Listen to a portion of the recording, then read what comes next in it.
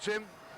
Oh, I thought Malcolm was going to head up to the coach's box there for a sec. Well, despite their different performance levels across the year, they've kicked exactly the same number of goals, Robert Walls. They're separated by just 3 behinds, and they both rely pretty heavily on input from 2 key forwards. Well, absolutely. Treadray for Port Adelaide, and Scotty Welsh doing a good job for the Adelaide Crows.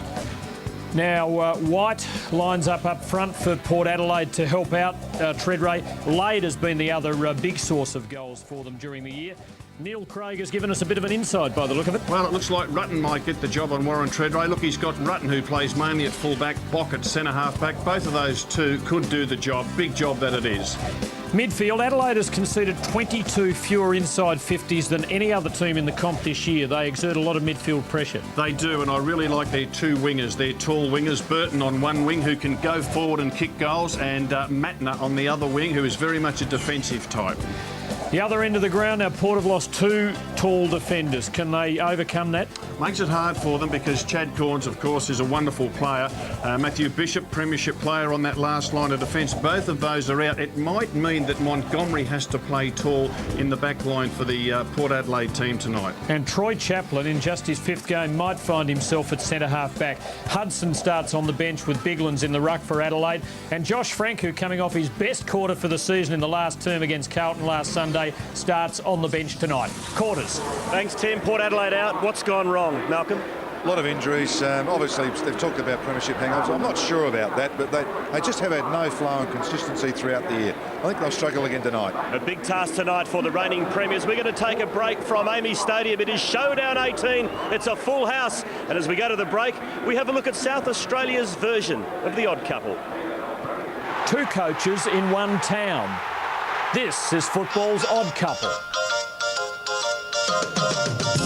One born of Norwood, the other Port Adelaide. Dapper, dishevelled,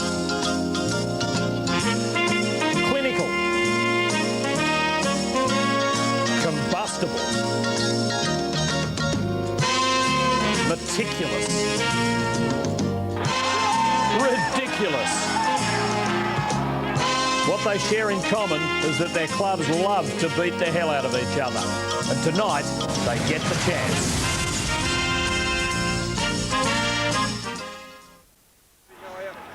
This is Reece. Warren, all the best. Right, Reece, big toss when you're ready, mate. When you call it. Big flick when you're ready. Good work. Oh, sorry. Nah.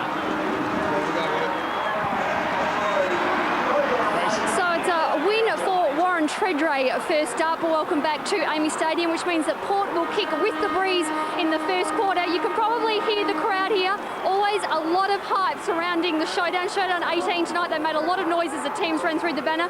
Mark Aston, welcome to the telecast. What has it been like this week in Adelaide? Predictably, Christy, it has been enormous, particularly for Port, but for negative reasons because of Pickett, and Roger James told he won't get a contract at the end of the year, and then they lost 3 key players yesterday. Conversely, for the Crows, they are the hottest of hot favourites. Neil Craig has warned the punters not to get too involved with the hype. I don't think they're listening. They're very loud, Stephen. Thank you, Christy. As Malcolm Blight and I just gather our breath from the long trot down from the oval. And Rob, take it away. Well, I'm just looking. Biglands starting in the ruck. Biglands and Hudson have been sharing the ruck work often. That's Hudson who starts, but tonight Hudson starting on the bench, and then we can see McGregor has gone forward. Rutten, number 25, playing on Treadray. 2 young, strong defenders for the Adelaide Crows in Rutten and Bock have become an important part of this team. Now, thanks to Neil Craig for the tip. Here we go. Showdown 18 is underway, and first hand on the ball, Port Adelaide, but not for long. Kasisi back for seconds. Hasn't got the ball. Scott McLaren gives Port Adelaide the first use of it. Play on. Play on. But they're immediately under the pump. Walsh gets them out of trouble, but not to any great advantage. Burton runs onto a kind bounce. And there's a free kick to Port to Adelaide if they want it. They go on. John Cock. Well clear. Danger here for Port early. Thompson tries to thread them and very nearly does. And the coats are back. I'm pleased to see it. The white dust coats are back in Heritage Round. And you need them tonight because it is pretty chilly down there.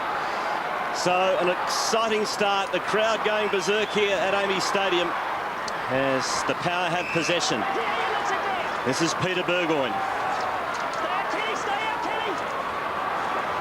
Not much on offer at the moment as he gets the hurry up. Now he finds something short and the pass finds Wanganeen. And they will need goals from Wanganeen tonight. Very low this year in the goal-kicking tally. To Kane Corns, having a wonderfully consistent season. Into the 50, Marnie's in there. Little soccer off the ground by Hart was good. Finds McLeod. He blazes away to half-back. Underneath it, taking a good mark is Kasisi. Who's felt the ball in his hands about 4 times already and has scarcely had a clear disposal of it yet. The heat on early as you would expect. He's forced sideways and it hasn't gone 15. Walsh is under pressure. Back to Kasisi, who's been surrounded every time he's been near it. Now Cochrane. And now Walsh. Chaplin was running for him. Dangerous hand pass. Montgomery has plenty against him. Adelaide are getting there in numbers. And the numbers prevail. Mattner under pressure. Hart under pressure. There hasn't really been a clear kick yet. Absolutely no one in the Adelaide forward line, Tim. Goodwin with nothing to go to. So he's just going to bomb it into the 50 and hope that Thompson might be able to run onto it. But Wilson gets back there first for Port Adelaide and controls his kick to the youngster Chaplin, who dabs it coolly to Kasisi. Another for Kasisi. Got your breath back, Malcolm? I've got my breath back. I'm actually struggling with these colours of Port. It's hard to pick up the players just as you normally would. Sean Burgoyne switches to the members' wing and it's marked by Wakeland. Gee, you know why they changed the black and white, don't you, after seeing this? Yes, this is their first jumper back in 1870. Kane Corns has got it. Gee, it's good early, isn't it? Tight, as we expected it. And again, with all the players back in the Adelaide defence, Port Adelaide are going to chip it around. They've had about 6 uncontested marks, and it is a real flood that's been put on. And the last thing that they want to do is kick to a contest, Port. Cochrane's kick found laid. He was forced to go backwards to Wakeland once again, where it all started. Now he switches to the outer side to Wilson. Loads up on the left. Goes to the 50, a magnificent pass, but Treadrate drop the bickies. John Cock butters up for Adelaide. Squeezes the kick out. It's on the full turnover. Plenty of Port fans out there and they're effusive in their applause of a kicking error. And there's a marking error by Treadrate. Rare event. I must say, as we walked across, Stephen, 50-metre penalty here, and it's a big one. It gives them a shot at goal. The ground was in pretty good nick. It actually had no dew on it yet. There's a nice little breeze out there. Port are going with the breeze, certainly that, but the conditions are nearly perfect.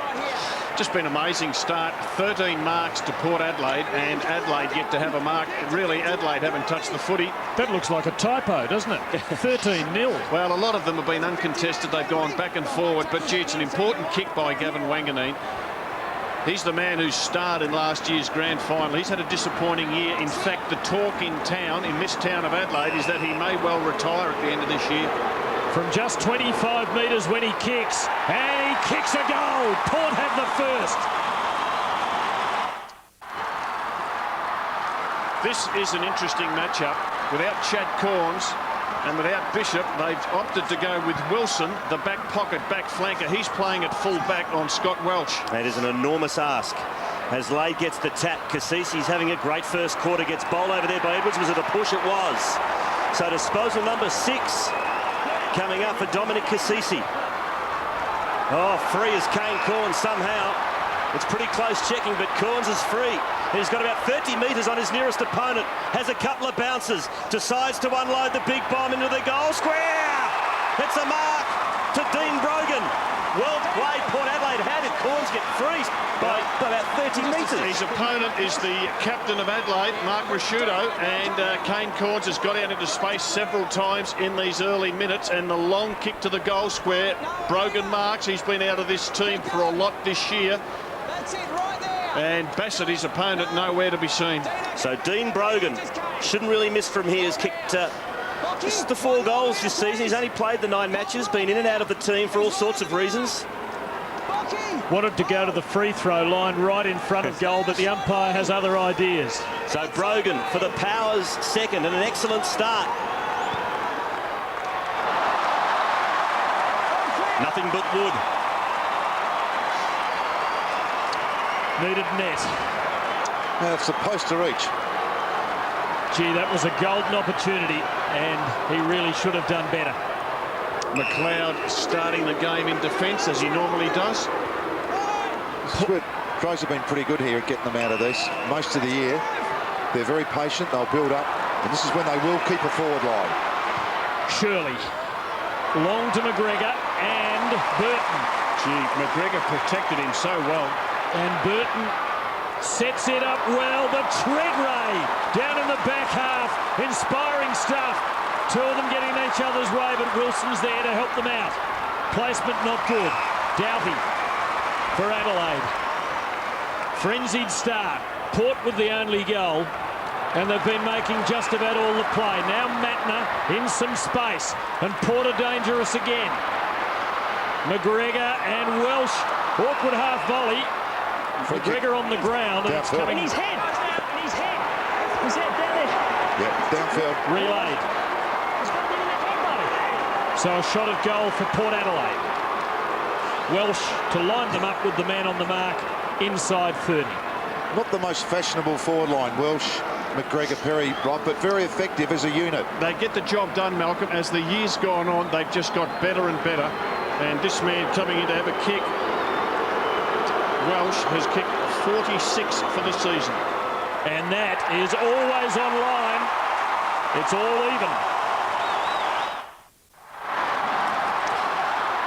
And Wanganeen starting on the wing on Matner, and on the other wing, Montgomery, who playing on Burton. Montgomery, of course, can go with Burton in the air. Packed to the rafters, Amy Stadium. The noise level is amazing as Power going to attack. Montgomery, who gave away that free kick that resulted in an Adelaide goal. Cassisi got it over to Corns. Beautiful sidestep, run down now. Umpire says play on. In there is Pettigrew. Now Peter Burgoyne backwards, looking for Cassisi. Burton comes into the picture. He's tackled well. Umpire says play on. Now Walsh. Back to Corns, who looks a little bit spent at the moment. He's been working that hard. He's wrapped up, and he is pinged. Just ran out of petrol tickets there, Corns. He's been working that hard. He's been in that many contests, running hard forward, playing in the midfield, but the Did he veteran... have prior opportunity? The veteran Goodwin nailed him. Don't ask me, Tim. I don't know what's going on with the men in white nowadays. Possible to read them, isn't it? Goodwin bombs long. 2 back for Port against McGregor. Burton started well. Nudged that one on with his boot. It's a Port Adelaide free kick. Is it called in danger? Wakeland's ball. So how long since you've seen a kicking in danger one? Can't remember the last one I saw. Chaplin told to play on. I'm not sure what he'd done to be in that position. Another turnover forced by Adelaide. They're doing it well. Rashudo bombs to Biglands. Good grab.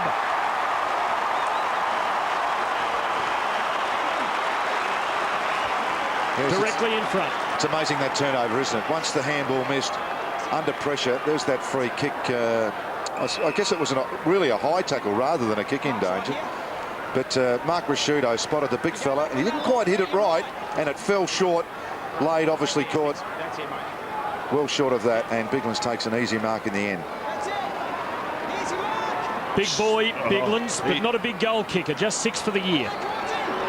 Just love his agility at ground level for a big fella. Crows are in front by a goal.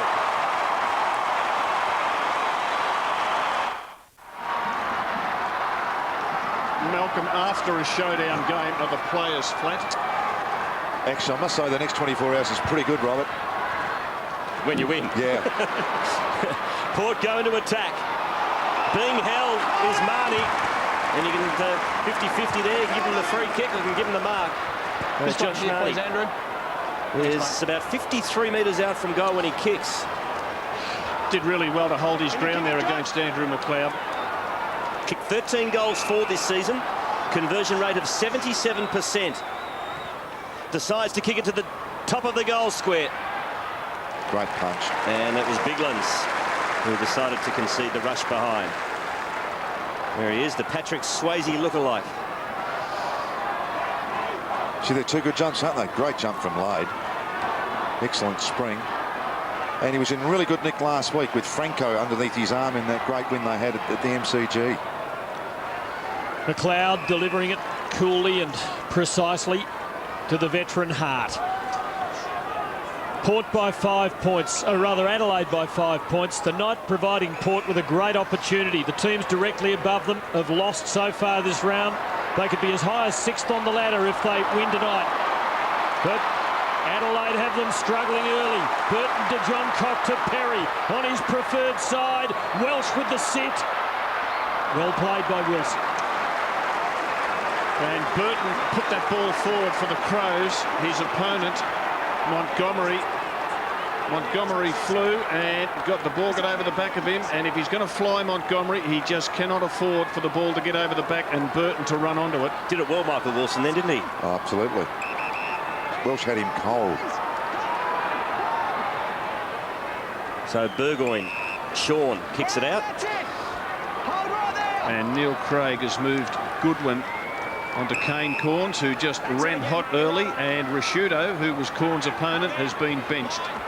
Burgoyne once again. Oh, Porter got the extra number here. It'll work out all right for them. This is Cochrane. Handballs back to Burgoyne once again. They're mucking around with it. The power. Got to be careful here. Mark taken by Wilson, still inside his defensive 50. Beautiful kick, wasn't it, by Burgoyne under pressure. And that wasn't bad either, as Wakeland takes the mark at half back.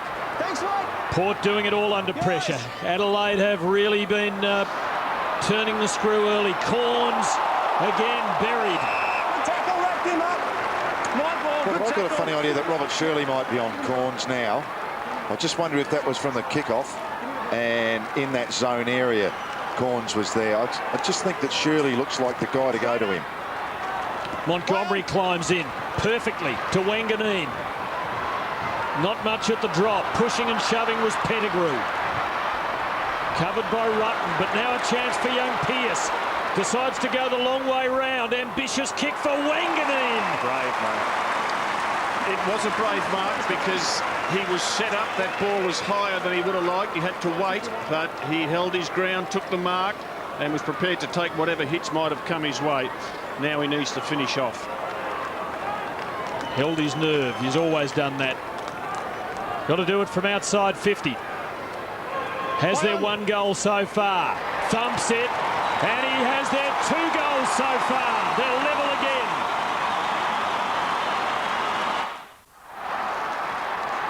The 5-time All-Australian has a break. He's got 2 goals next to his name already.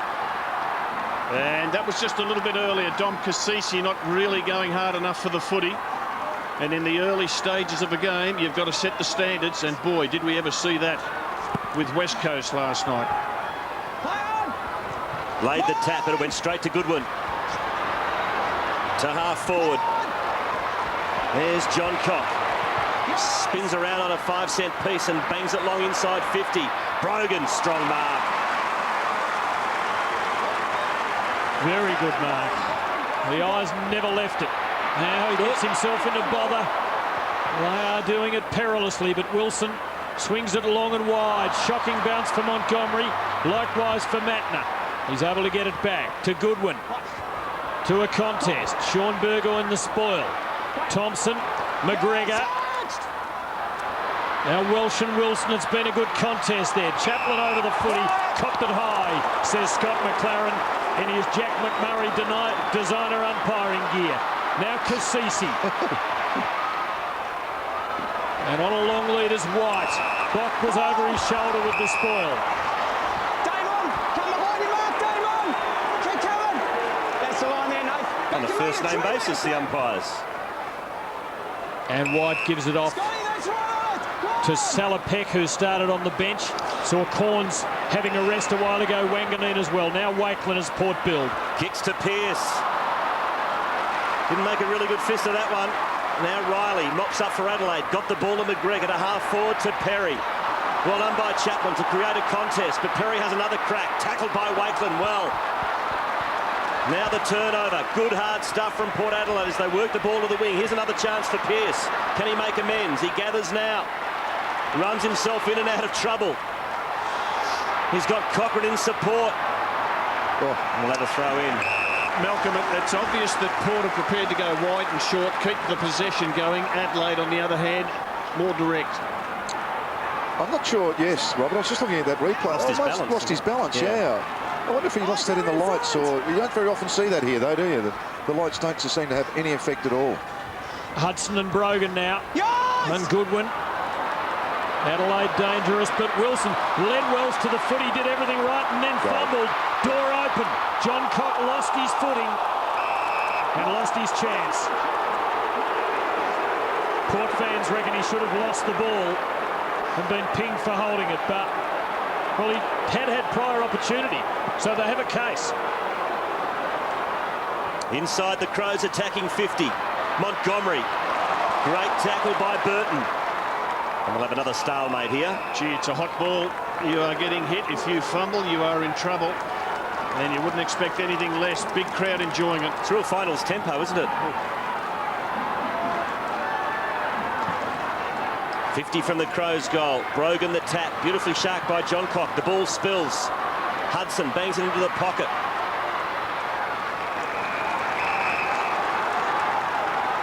Cassisi 8 disposals. Chaplin 6 for Port Adelaide, while Goodwin's got 7 for the Crows. And Rashudo coming back on. Hudson and Brogan go at it. Brogan the tap. Beautifully sharked though by Thompson. Handball was intercepted. Montgomery sweeps it out wide. There's 3 Port Adelaide players there. One of them is Walsh. Pops it over the top and the power away. Franku, having come off the bench, goes for Pearce. That was always a risk. Doughty the good spoil, and now he mops it up. Riley rode that charge well. It should have been a tackle, not a bump. Now Rashuto, beautiful delivery with the left. Thompson playing on, blazing, and kicking a great goal. Stuart Dew had to put the tackle on, not the bump. It's cost them a goal.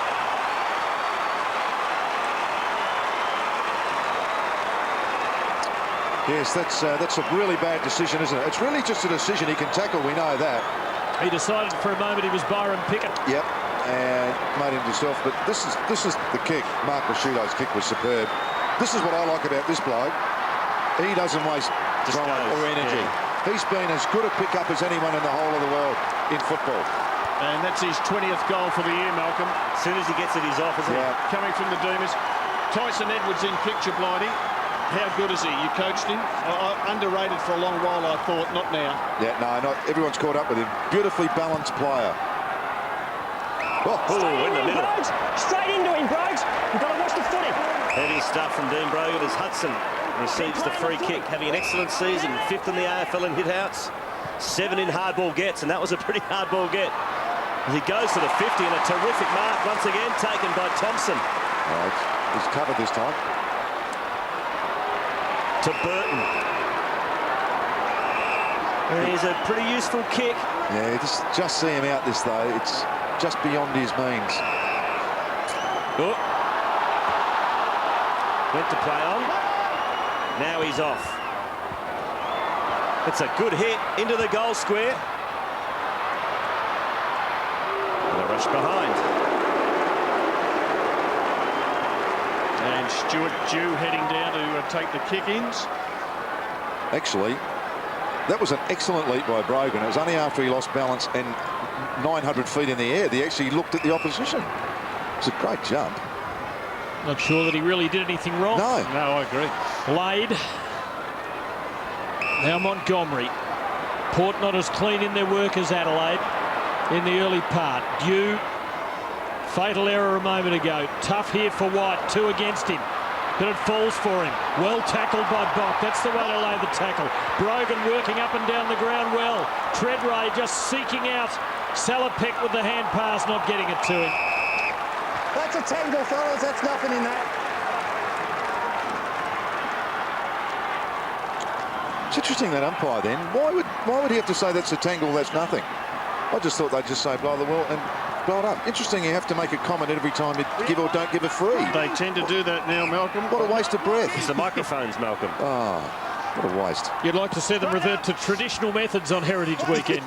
Yeah. Chance for the power. Lade snaps. He's offline. Yeah, make really good decisions. And shut up. When did they do that?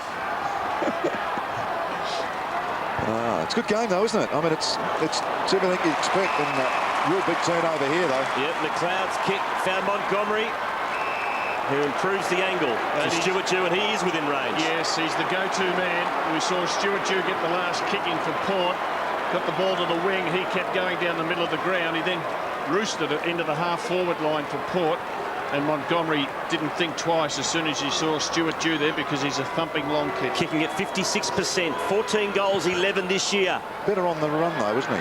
Much better on the run.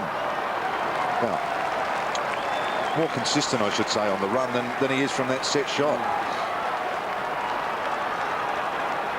5-point lead to the Crows. Late in the opening term. It hasn't been slick, but it has lived up to the billing in terms of its intensity. Just the sheer combustibility of it. McLeod decides long this time. Treadray is there, but under it. And Rashudo comes away with it. Bassett now, this is a good move. They're running in a wave and they have a real chance. Now Skipworth just has to wedge it and hope. He might get a result. Still might. Thompson, well tackled by Peter Walsh. I think Burton leapt about 2 minutes too early. Ooh. So the Crows lead by 5 points. It's deep in their attacking territory. Burgoyne run down. Tackling by Adelaide's been absolutely sensational. 3 rush behinds to the Crows this quarter. Yeah.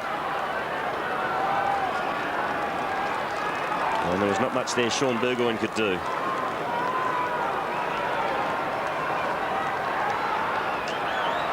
Now he's wondering what to do insofar as bringing the footy back into players concerned, and he keeps it wide.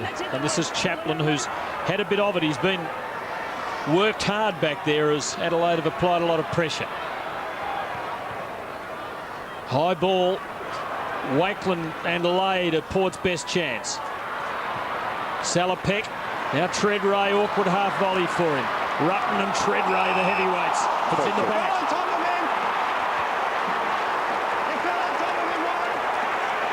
Hasn't been able to get in the game yet, Treadray, has he, Rob? Just had the one disposal. And I mean, the first tackle was fine. The second, I mean, why would you waste breath arguing with the umpire? I mean, I see a lot of blokes do this all the time now, Rob, and it really annoys me. All you're doing is wasting energy. They don't change their mind. Talk to them civilly, quietly at a different time. Yeah, accept it, move on. It's human nature, though, isn't it? Yeah, but the disciplined players realise there's nothing to be gained by it. Just doesn't solve anything or do anything, so why do it? It feels good. Oh. What, yelling? They're angry young men. They're AFL footballers. As Rashudo puts it inside 50. Perry does nicely to work his way to the front. Good tackle by Sean Burgoyne. And they'll have a throw in. No, it's one of the disciplines of the game. Not sure what that was for. High tackle. High tackle. Perry kicks it to the hot spot. Welsh! Almost. Cassisi. Now Chaplin having an excellent first quarter, the young man. Disposal number 8, and it's a good kick to half-back too. So the power work it forward through the agency of Salopek. Wasn't the best of finishes there. And now turnovers McLeod. How about that for a handball? As on the rebound, here come the Crows. Box steering it off the instep for McGregor. Wakelin into his back. It was untidy and really unnecessary. So close to the line. And, well, he doesn't know it in the last minute of the quarter. It was always going out. Adelaide looking for a late goal. Probably deserve it, really. Had the better of the opening term. Thompson sets it up. Perry second in line. Sean Burgoyne just almost handing it to Walsh.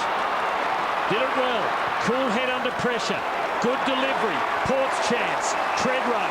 20 seconds left. Could they make something of it and go to the change on level terms? They'll have to be good, and the numbers are stacked against them. White was held, no sympathy. Brogan taken over and not happy. Yep, he just goes up and remonstrates with Bassett. So can the Power pinch one here?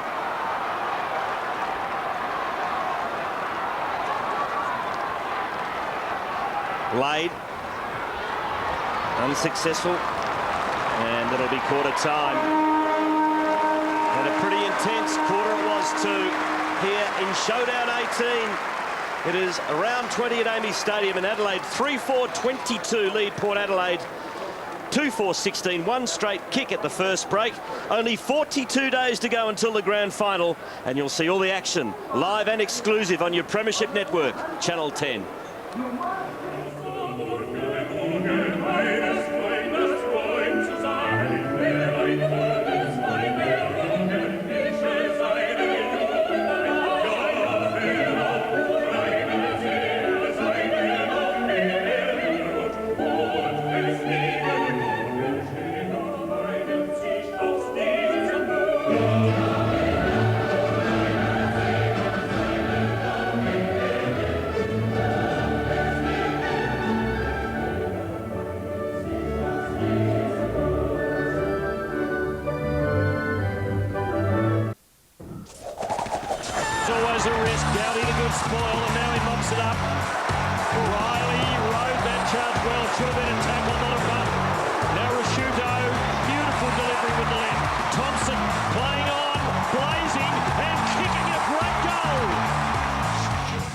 A great goal from Scott Thompson. Had an excellent first quarter, and the Crows lead by 6 points. 3-4-22 plays 2-4-16. Wanganeen's got both for the Power singles in the Adelaide lineup there. What did you think of the first quarter, gents? I reckon both coaches, excuse me, Rob, will be very happy. They've both played enough good football. Adelaide deserved to be a goal in front, but I think Mark Williams will be pretty happy that the scoreboard's where it's at. Yes, they got a fair bit of the ball, Port Adelaide. They certainly chipped it around, and their two wingers, Montgomery and Wanganeen, certainly in the action. What they need is Treadway to start taking marks and kicking goals. But Adelaide really tough with the tackling and more direct. And that's why you don't want to ever be a ruckman. Bates done well. It's pretty heavy stuff in the centre, as you can see. A beautiful tap there to Burgoyne. How about this for some game plotting? Uncontested marks. Port Adelaide 29 in that first quarter. Well, that is an amazing stat. 29 uncontested marks. A lot of those were only kicks over about 20 metres. And Adelaide, on the other hand, in that first term just had 11, far more direct. They will chip it round if they can't find someone. They won't be pressured in going forward to contests all the time. But, yeah, a good start and a fantastic crowd here at Amy. We start the second quarter, and the Crows lead by one straight kick. Biglands gives them first use. Goodwin and McLeod up in the centre square. Walsh in the way. Thompson into his back. Port's ball. Let him go now, or 50. Port looking for consistency. They've played some pretty good footy in patches in recent weeks, but have not been able to apply it over 4 quarters. That's their challenge tonight. Perhaps this occasion will bring it out of them. Just 13 of last year's premiership winning 22 in the outfit. Sean Burgoyne to Corns, and back to Burgoyne. Just waiting. Delivery not clean. Wakeland has time and space. Dropped for Marnie. Waits for the bounce. That makes it tough for him. Wanganeen has the brilliance to prevail, and it was beautifully done. He's still got footy left in him. Burgoyne kept coming and delivers well for Walsh, and Porter a chance now. Pettigrew roving in Montgomery. Can he bend it back? Can he ever?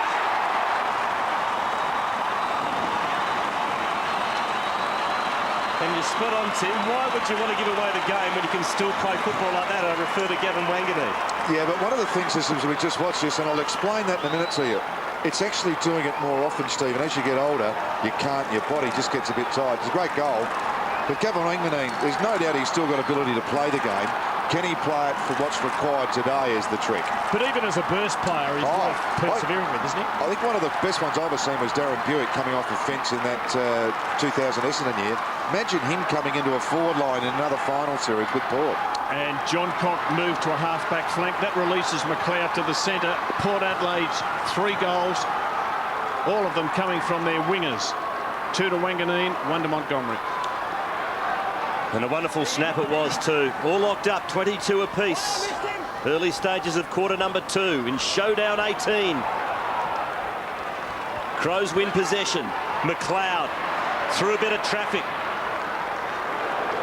Got it out to his premiership teammate in Rashuto. Thompson's having an excellent game. He can load up here. He's already got one. But he misses and misses badly. Be disappointed with that finish. Misses badly. Wow. That is called a mishit of the boot. Well, that's a dangerous kick. Montgomery needs to hold it, and he does. He's doing well. He started this quarter outstandingly with a goal and that stout mark. Wilson, who's been excellent at fullback on Scott Welsh, finds Walsh, and he's been good. And Porter finding some sturdy servicemen. Here comes Tread Ray, but he hasn't been able to make his presence felt yet. Bock did well. McGregor scores level early in the second. Battle well and truly on now. Biglan's to Bock. To an open 50. Welsh has got it this time. Just a nice swing of the ball enabled Welsh. When the ball was halfway to him, he knew that he was going to take that mark. He was running to the right spot, and the ball was just swinging out. And just a good relay from wing position to deep in the forward line from Bock, the big halfback. Welsh just 2 possessions in the first term. Was beautifully contained by the veteran Wilson. Will kick from just outside 50. And he's hooked it into the Thompson pocket. Does marginally better. Adelaide lead by a point. There's the kick from Scott Welsh, who was 13th on the goal kicking table at the start of this round with 46-21.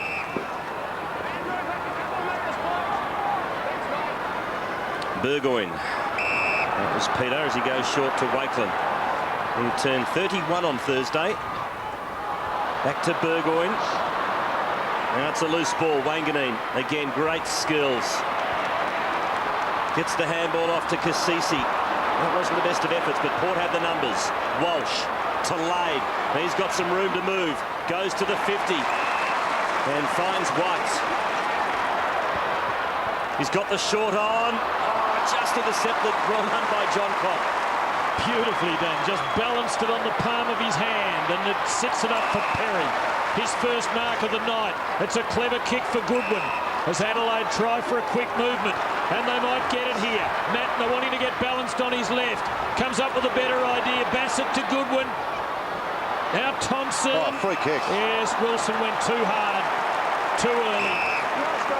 And Scott Thompson in rare form. That handball in the middle of the field. I think Kasisi has gone to the umpire with that handball. I thought that when it happened, and when you have a look at the replay, I reckon he's decided, yep, that's a teammate out there in the light colours, and perhaps that's why the umpire should be wearing red. Rob White doesn't look a whole lot like that Adelaide jumper, does it? I mean, really, that's a mistake by the player. It was a Port Adelaide player to a Port Adelaide, white to white. Right. Thompson kicks his second. Port by Adelaide by 7 points. Thompson gets his second. And let's have a look at the Kasisi handball. Yep, spot on, Rob. And I think he thought the umpire was a teammate. Umpire Carey would have taken it. He would have too. Peter Burgoyne. Clever little kick to half forward, and Lade takes the mark. You're going to let him go. Lady, just be careful. Sensible stuff. Nice little cheap shot in there. as he goes inside 50, and with a bit of courage there was Burton. Handballs to Hart. Now Rasciuto. That's a fair handball under pressure to Biglands. That wasn't so flash, that one to Hart. Now Edwards. Good hard attack on the football by Ebert. Now Burton has another crack. Picked up by Bock. Can't break his way through the heavy traffic. Good hard passage of play. And one of the things in that little passage of play like that, when you have 3 or 4 efforts, I know they're only in a small area, you do get very puffy. Quite often, you can see a clean getaway after that now because everyone's a bit tired. If it falls to someone's lap, they're off. Warren Treadray in picture. Just the 2 touches to this stage of the game. They desperately need him in the action. Burgoyne just too strong for Montgomery, who came bravely at it. John Cock. Good shepherd from Bock. And good delivery as well for Shirley. Just twice he slipped crucially, once up the forward line, once in the back line there. Really could have cost them. Wilson this time takes the mark. Plenty of the ball back there. Big job for him tonight. He's done it well. And so too has this fellow, Troy Chaplin, in his 5th game. That's dangerous. But there's a free kick. Just no need for the push. Doughty the offender. Walsh's ball. So Walsh. Treadray trying to work his way into the game. That's a nice pass. He's a long way from home though. He's got Brogan in the goal square on Bassett with a distinct height advantage. Treadray into the pocket. And Ebert's got the free kick.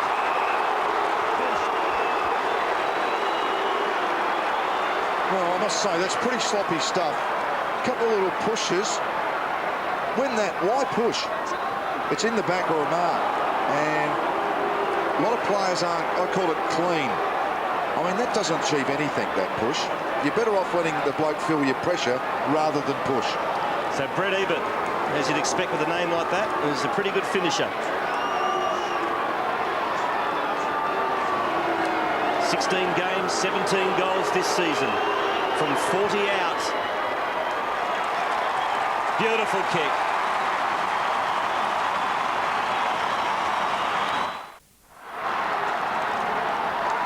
Brett Ebert, the last man chosen for Port Adelaide, has them back within 1 point.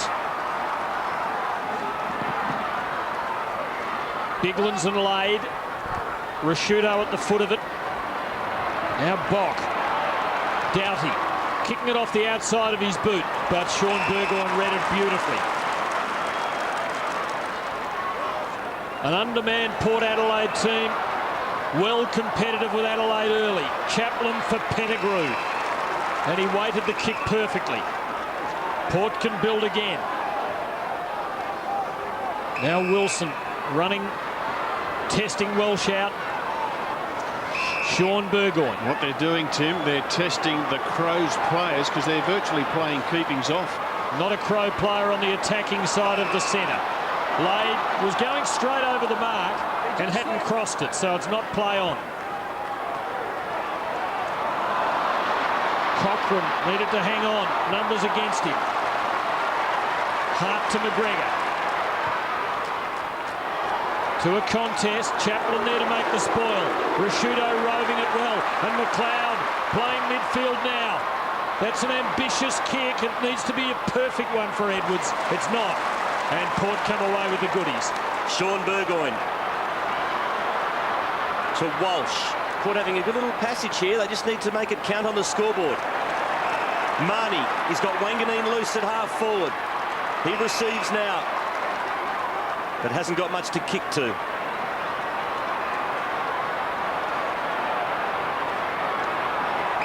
Wanganeen's kick 2. The Crows lead by a point. Long ball looks for Treadray. Rutten was the spoiler. Ball still alive. Bassett. Touched off the mark, off the boot, so it's play on. Still inside Port Adelaide's 50. Rasciuto did well to Rutten. That ends up in the hands of Bock, who goes to half back, looking for McGregor. No mark, throw in. fascinating battle at the moment. Well, it is. Keepings off is the plan of attack by Port Adelaide. They're doing it pretty well. This gives you a good indication of how the midfielders have different opponents through the course of a game. Already Simon Goodwin has had 3 different opponents. As you can see, he started off on Walsh. Cassisi put a tag on him. Now he's on Stuart Dew. Lade beating Hudson. McLeod, though, is exerting influence. Rashudo breaks. Goes for Perry. Sean Burgoyne arriving. Also there, Walsh. Burgoyne, Cochrane, and the Port defence holds together for the moment.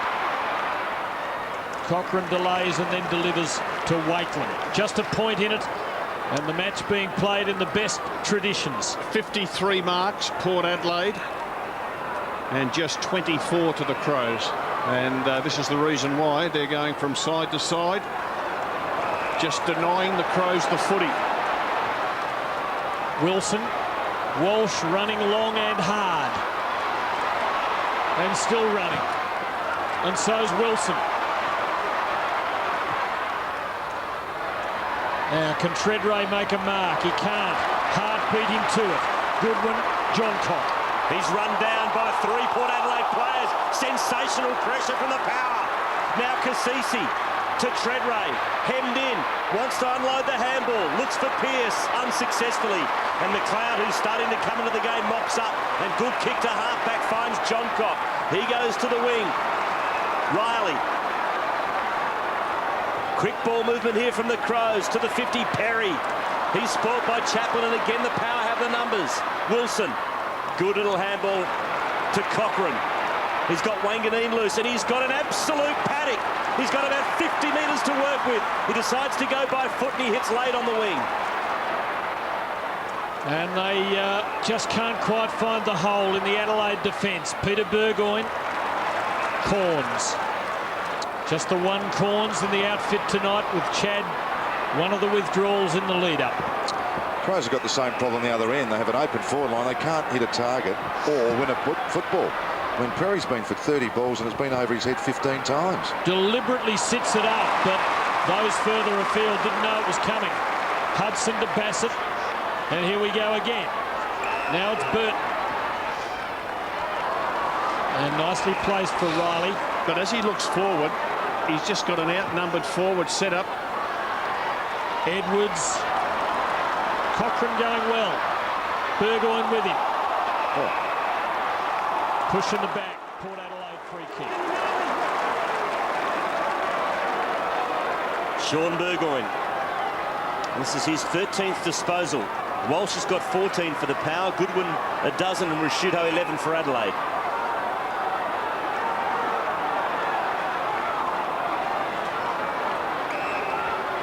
Chaplin. He's had a few cheap stats, but nevertheless, he's looked pretty good, the youngster.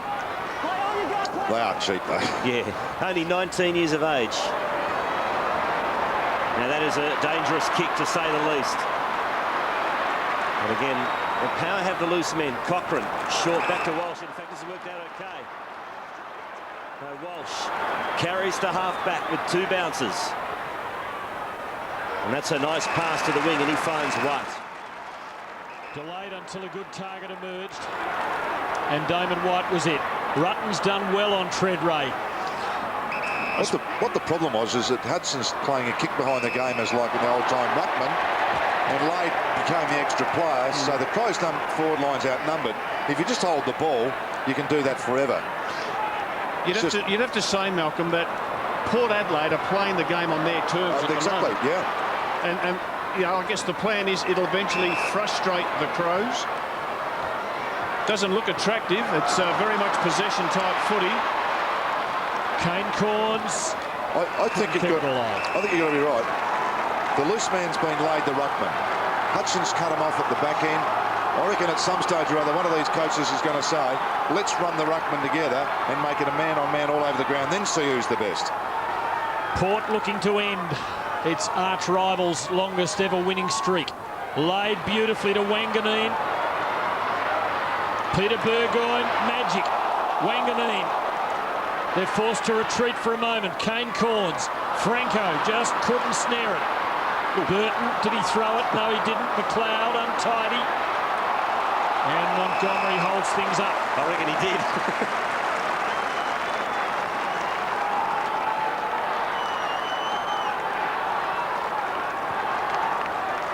On a sixpence, but in the end couldn't escape.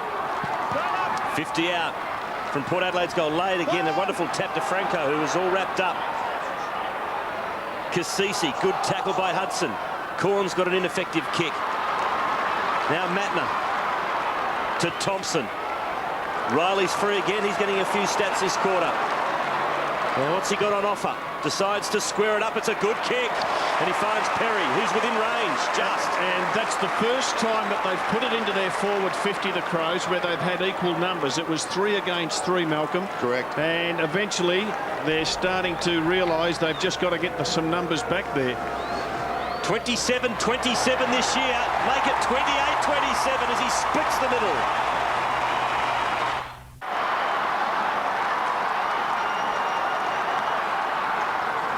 The defending champions will be in the 8 tonight if they can win this match.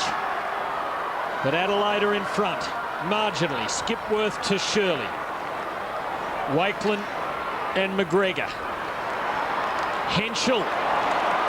Oh, again, Dew should have laid the tackle. Here's Thompson, and he kicks another one.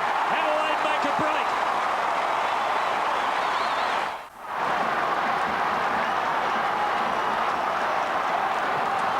And Henschel should have been tackled by Dew. He comes in from the blind side. He doesn't wrap him up. He puts a bump on him. And Stuart Dew, you can see Franco immediately turns around and says to Dew, come on, you've got to do better than that. Scott Thompson having an excellent night. 3 goals.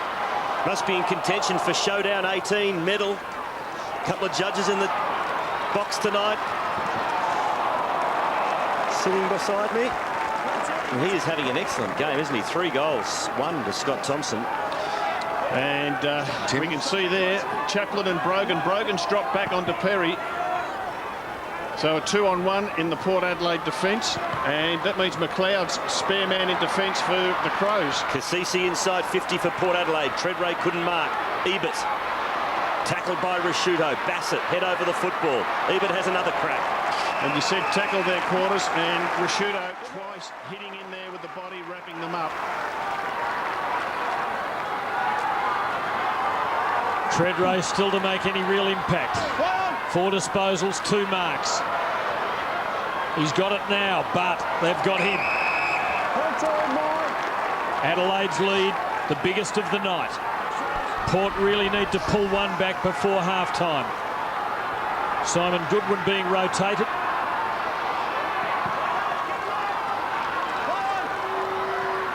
Franco can't escape. Now he does. But it's hard to get out of there. Salopek. Well played by the Crows, but Thompson just couldn't control the kick, so Port can load up again. Yeah, generally a pretty good tackling side, Adelaide. Strong bodies. I remember a few weeks ago we were over here, and when they were doing their warm-up, the Crows, we were just amazed at how big they were.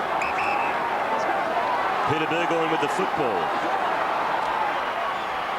Oop.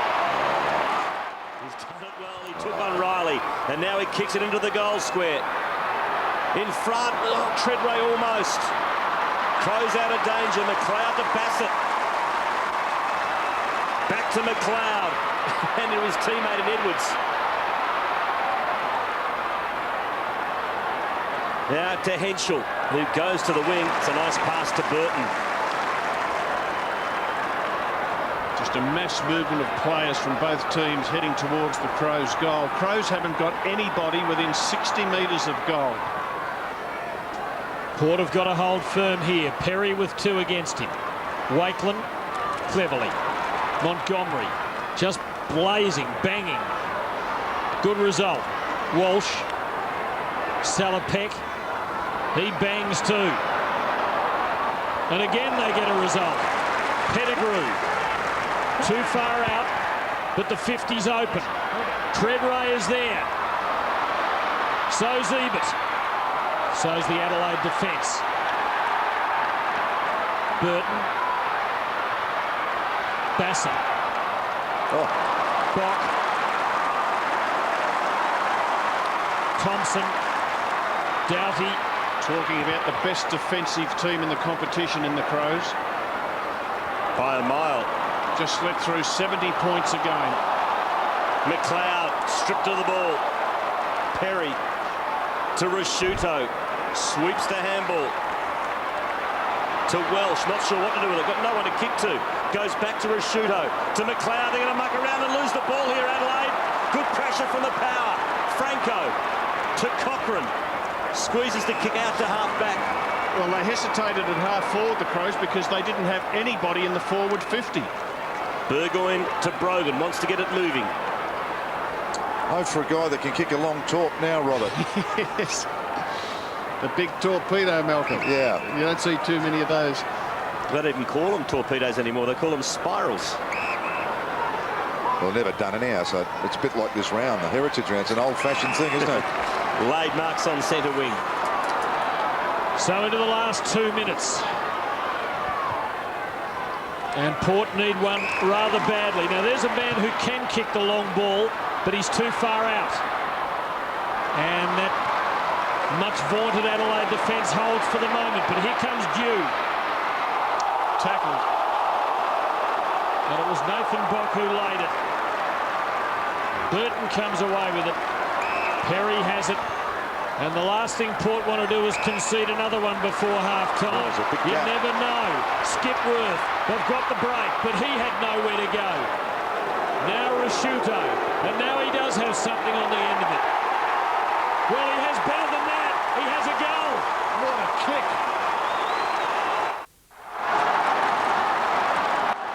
Big goal on half-time from their skipper Mark Rashuto for the Adelaide Crows. Gives them a handy buffer now.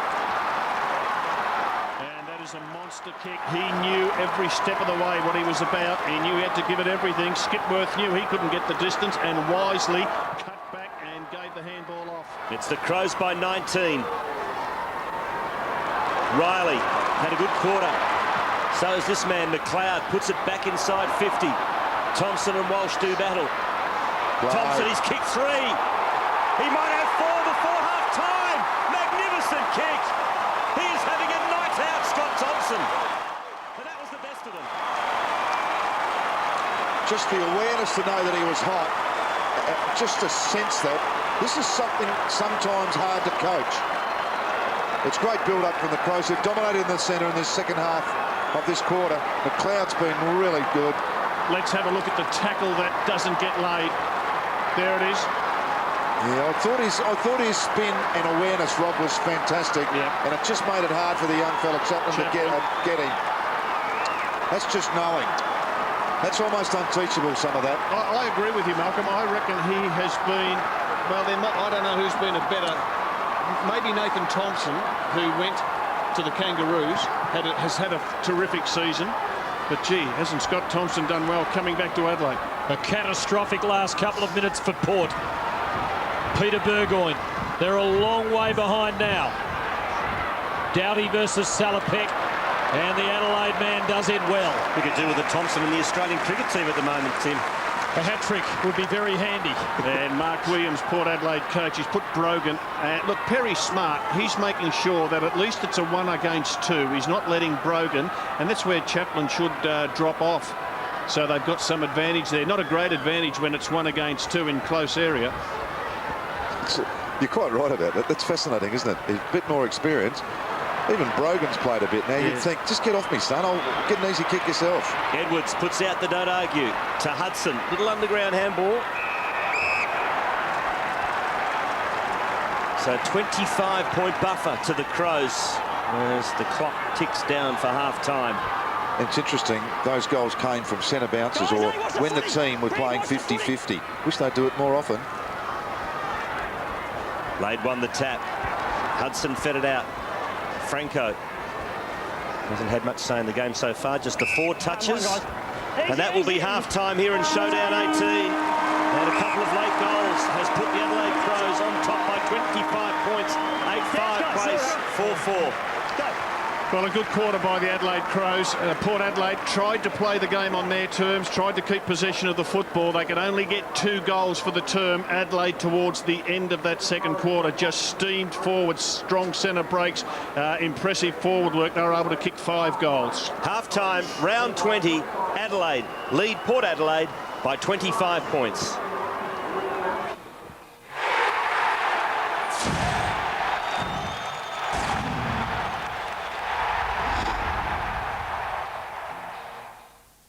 The Long Change, brought to you by Primus Telecom. Yes, half-time in Showdown 18 at Amy Stadium, and the Crows, well, they took control in the latter part of the second quarter, lead it by 25 points. Been pretty impressive, Adelaide. Scotty Thompson going beautifully. He's part of that Brett Maloney, Brad Otten's deal, the 3-way trade of clubs, and he is probably in front of the other two at the moment, which I reckon you would have got good money on when that deal was done. He is having an outstanding season for the Adelaide Crows. Well, the other game being played tonight is at the MCG, Carlton and Collingwood, and we're into the third quarter, 10 minutes in, and the Blues 12-8-80, leading the Magpies 7-7-49, so the Blues by 31 points.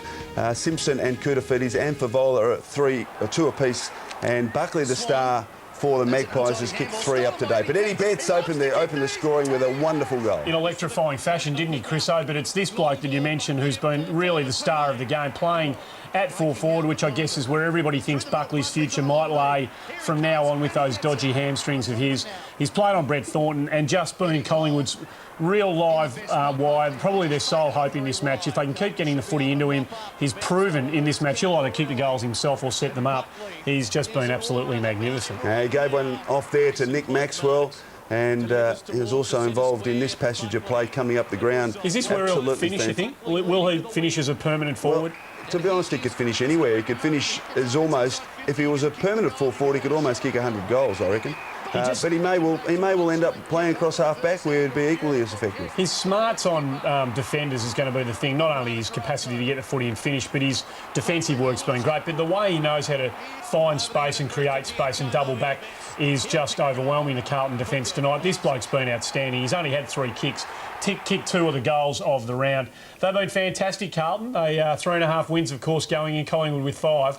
Neither can really afford to win this game, but Carlton looks like it's going to at the moment. And don't forget, coming up on the 20th of September, the AFL Grand Final lunch in Adelaide at the Adelaide Festival Centre, hosted by Sandra Sully and accompanied by Tim Lane, Stephen Silvani, and, of course, the great Malcolm Blight will be there. Still no Michael Christian on that graphic? Didn't get the invite. Unbelievable. But speaking of Malcolm Blight, we've got a special treat in our half-time break because he joins us from Amy Stadium. A very good evening to you, Malcolm. What have you made of the Crows so far? Well, good evening, boys, and I've made the Crows favourite to win this game because of the scintillating second half of that second quarter. What do you think about that? Blighty, I think you're a fine judge. I've got to say, it's nice to see that they finally got, no offence to any of the blokes that have coached the club since you were there, but they've got a bloke there at the moment who seems to know how to steer the ship towards a premiership. He's going beautifully. Yeah, look, he's a well-rounded human being, Neil Craig. Not probably known as well in Melbourne as Adelaide. Had a great playing record here. Had a coaching record that got Norwood to a grand final, of course, and was with me in the 97-98 years, and of course been assistant here. So he's been around sport and footy a long time, and he's a good bloke. He's an honest bloke, but and he's got a great sense of humour. I really like him as a person. Well, Malcolm, Port Adelaide is certainly missing one man tonight, and that's Byron Pickett. Wanted to get your thoughts on Byron Pickett. We're just showing some footage here of an incident 6 years ago with Brendan Crummell, cleaned him up, and then James Begley earlier this year, and also last week, of course, being rubbed out for a clash with Simon Wiggins. What have you made, particularly of last week's incident? Well, I think if you go back to the first one, I'm not sure 6 weeks. I mean, it was pretty crude and all that. I would have thought 3 weeks for that one would have been my honest opinion. If you come back here again, it will be 6. The one last week, look, it's been going on in footy a long time. I would have thought maybe a week. If you do it again, it'll be 2. If you do it again, it'll be 3. I just reckon both, personally, they were both a bit harsh. Footy's going that way, unfortunately. Well, it's certainly going to be an interesting second half. Malcolm, great to have you on. Look forward to your commentary in the second half and look forward to catching up with you soon. Thanks, boys. Malcolm Blythe joining us from Amy Stadium, where the Crows are in control. They lead it by 25 points. So don't forget to tune in later tonight, Andy. For the fifth quarter, of course, Michael. Don't miss it. An update of all the latest footy news. We'll see you then. Back shortly to the boys at Amy Stadium. The Crows by 25 points. The Long Change, brought to you by Primus Telecom.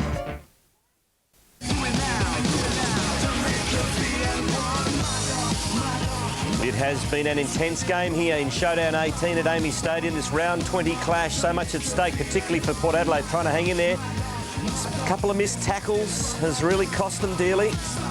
Scott Thompson having an absolute belter with 4 goals. And at half-time, it was a 25-point margin. 8-5 plays 4-4. As I said, Thompson, 4 goals, is the only multiple goal scorer for the Crows, while Gavin Wanganeen kicked 2 goals in the first quarter and is playing quite well. But at the moment, it is Adelaide by 25 points, and hard to see them being beaten in this game, Rob. Well, they're going a lot harder than Port Adelaide. Just a little bit that we saw there. They're not going hard at the football every time, Port Adelaide. This fella here, he's just got eyes for the football, and he's got a few mates in Rashudo and McLeod and Edwards, and he's been wonderful. He's been able to kick goals. Great pickup at 22 years of age still. Yes, look, he is an Adelaide boy. He went to the Demons, to Melbourne. They didn't want to lose him. No, they didn't want to lose him. But, geez, come back and enjoyed every minute of it. And we can just see there some of his contested possessions, 4 contested possessions. What I like about him, he's a strong body, he's a willing worker, he will get in close, he's an inside player, but he can also read the action and get out into space and finish off, as we've seen tonight. Contested possessions in the forward line, twice as valuable. Gavin Wanganeen kicked 2 goals in the first quarter. How have you seen his game? I think it was a good move to play him on the wing because they just needed to have Wanganeen kick some goals. He got a couple of goals in the first quarter and he looked really dangerous. The only question mark I have on him is, can he play at that level for 4 quarters? Has he got the fitness to go 4 quarters? I don't think he has. Is he worth... he's flagged his intentions, maybe this will be his last year. I mean, would you try and talk him into playing next year as a burst player? Well, it's got to be Gavin's decision. He must want to play. You can't force him. Maybe a change of role. Perhaps he does what McLeod does, starts games in the back line and then pushes forward as the game goes on. Let's have a look at the Primus whiteboard, Adelaide's forward line. Well, the worry about the Adelaide forward line, as far as Port Adelaide's concerned, is that they haven't got the size to go with players like Perry and Henschel and Welsh. You can see Scotty Welsh at full forward. Now, he's playing on Michael Wilson, who's a half-back flanker. Henschel out at half-forward. He's a big boy. He's playing on Sean Burgoyne, who is more of a midfielder.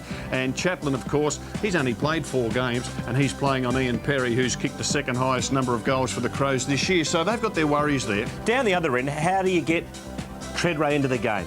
Do you even give him a run on the ball? Well, they could well do that because Lade and Brogan can play key forward. But at the moment, it's all the Adelaide Crows' way as far as Treadray goes. Now, Treadray has been a dominant player here for many, many years, and they'd be pretty happy that they've got him under control. Another break, back for the third quarter in a moment. It's the Crows by 25 points.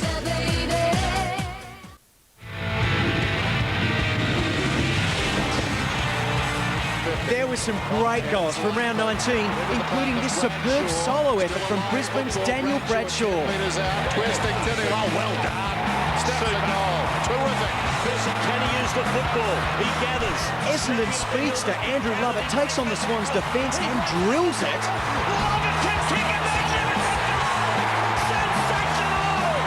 But the winner of the Toyota Goal of the Year for round 19 is Sydney's Michael O'Loughlin with this brilliant banana kick at the Dome. It's a goal! Oh, a miracle!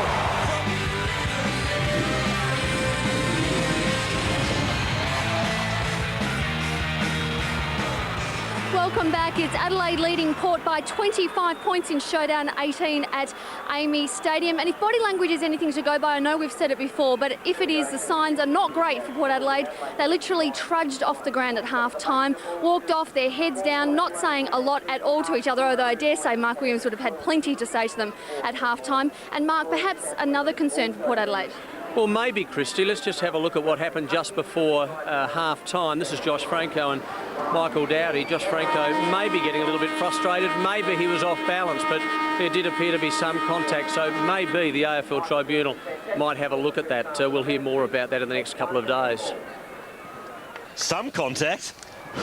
No doubt about that one, boys. Come on, Blighty. Did I just I was concentrating on watching it, and I actually Let's have another look. Yeah, I actually looked at. I thought, did I see what I saw? It was just pretty blatant, really, wasn't it? Cop that. Oh. It just looked as though they might be headed to the Ramsgate at half-time for a moment. Wow. I think he's a The umpire was right there too. The umpire was standing right there. Well, I'll nominate something here, Robert. I don't reckon footballers are allowed to do that. No, that's he'd be disappointed himself, Josh Franco. He's been out of the game for 2 years, 2 knee reconstructions. He struggled to find form. He almost won a Brownlow medal a few years ago. Terrific bloke, but I reckon frustration's getting the better of him at the moment. So their season is on the line. The reigning premiers. This is interesting. Warren Treadray is setting himself up on the wing. Now there's Treadray, and his opponent Rutten says, well, I'll come in about 20 metres behind you. This is a big quarter for Port Adelaide. And there's Rutten. Receiving from Goodwin, but placing it straight to Wakeland. Not a good kick from Rutten. Port down by more than 4 goals. They've never not won at least one of the showdown matches in any season. Poor kick, bad turnover. Well, it should have been. Still will be. Perry on his wrong side. Rasciuto.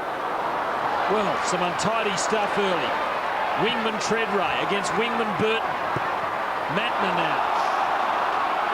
Eventually it's Port's ball. Chaplin. But it's difficult for Pettigrew. He does pretty well. Makes a good fist of it. Not quite even. He's hurt himself. Wanganeen now. Peter Burgoyne.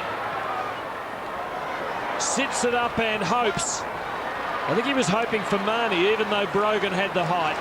But Adelaide controlled it. Hart to McLeod. Well, that's not a good placement either. And that's not good ball handling by Cassisi. And Goodwin comes away with the pickings. It's been sloppy early by both teams. Goodwin to half forward. That's a perfect kick to McGregor. Now Matner. Looks for Welsh. Wilson's had a ripping game. Done a great job despite the fact he's undersized. Chaplin hasn't been too shabby either. And that's a very clever kick to the wing. Just couldn't quite find touch. Burton. He looks quick. Yeah, he's really struggling here. But it was a fairly innocuous incident too. Matner loads up again into the pocket. Thompson dropped the mark. And Montgomery sees McGregor over the line. He's off. He's in trouble. He's a pretty tough nut. Wasn't much in it. He just flew for the mark. Is young Brett Ebert. So he must be hurting. He must have a pre-existing injury there for that to happen. I've got a fair idea. I normally saw him with tape over that shoulder early in the year, and I just wonder whether he's starting to feel confident in it, and unfortunately he's done it again. He's going straight down to the rooms too. It is his shoulder. Great acceleration, Peter Burgoyne. Now, he hasn't hit the target. And White never really able to get into the contest against Bock, who has been an excellent defender for Adelaide. And for the first 3 minutes of this quarter, Warren Treadray in picture. He's getting in front of this boundary throw. He's just gone kick chasing. Now Rutten's gone with him, but he's not playing as a forward. He's just chasing the footy, trying to get himself into the game. Just the 4 disposals in the first half. Biglands couldn't quite control it. Treadray's handball went straight to Rasciuto, who gives it to Goodwin, who squares it up into the hole. Getting there first will be Welsh. Wilson hacks it out of mid-air. How's that for a pass? To Corns. To Walsh. Now here's Treadray. What can he do with the football? He looks for Marnie. Great kick, and Marnie doesn't let him down. Well played, Port Adelaide. What about the Wilson pass? Oh. Try that again. Yeah, I just sort of got through Welsh's hands a bit too early. Easy there. He actually was gone and off. That was pretty ordinary play. Now, the 3-goal theory, Tim, we've talked about it. 3 goals, and they're not out of it. In fact, they're in it. Correct. Josh Marnie kicking from about 30 metres out. He's kicked 13-4 this season, conversion rate of 77%, so he should get it on average, and he does. Badly needed goal for the Power. Just like this So both you guys So are Port jumping score early the first goal and then of the coming back half. to the ground Keep looking for the their footy. flagging You hopes both got alive. it. But jump up at the footy, okay? Scott Jeffrey laying down the law. It's interesting. Treadray's playing on the wing on Burton now.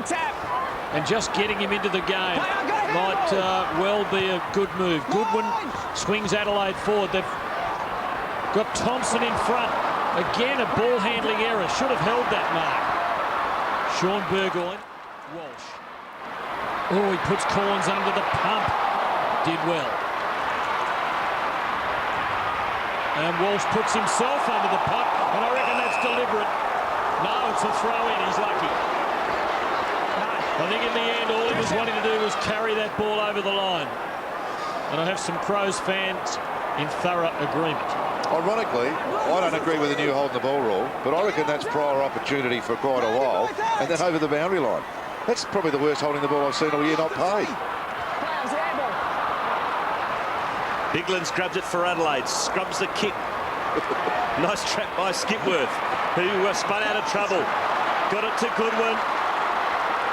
There's a chance for the Crows. Across the face.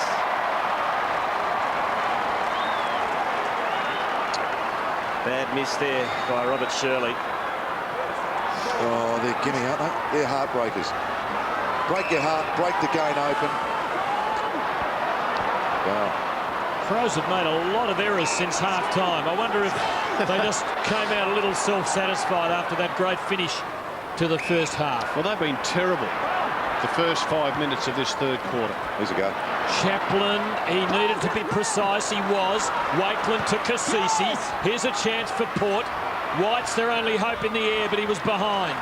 Doughty, Rutten, Perry. And again, that Adelaide defence holds absolutely rock solid. Bock,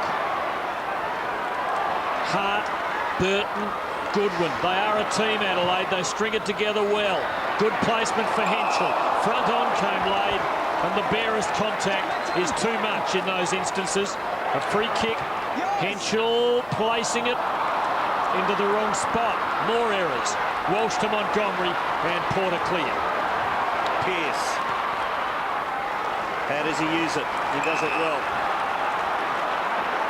This is White, who thumps it long into the pocket, looking for Brogan. Marnie puts the head down, but his handle's coughed up.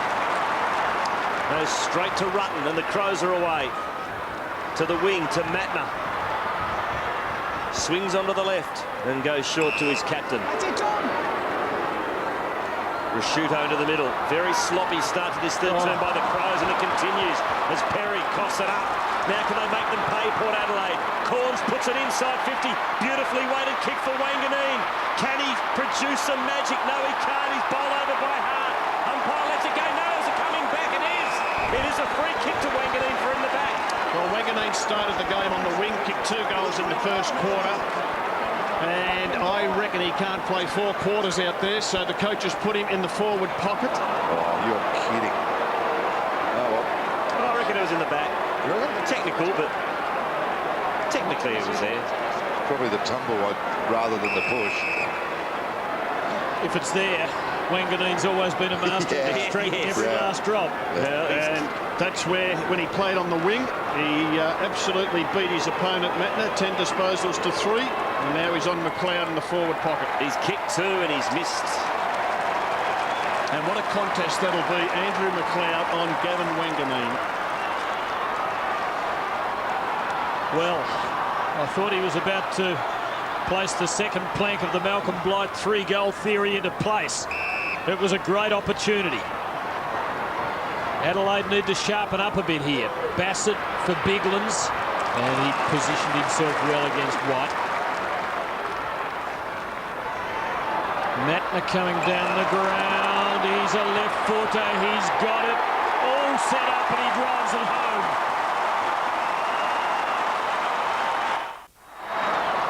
In basketball, they call it coast to coast. Well, I tell you what, Biglands, how clever was Biglands, the big ruckman? It was just a well-weighted kick that Matner didn't have to break stride into reach. 4th goal this season for Matner, just the 8th of his career. It was a beauty. As Port go inside 50, Marnie was the big flyer. Wanganeen again, harassed by McLeod. Wanganeen fed it out to Brogan, couldn't control it. Rutten can, over to Bassett. And now the big Roo, Rashuto, who's even got an attack of the fumbles. The skipper, don't see that too often. Hart, great tackle. Pearce to Corns. Pearce again, wobbles one towards goal, that's good enough. Perseverance from Port. Oh, yep.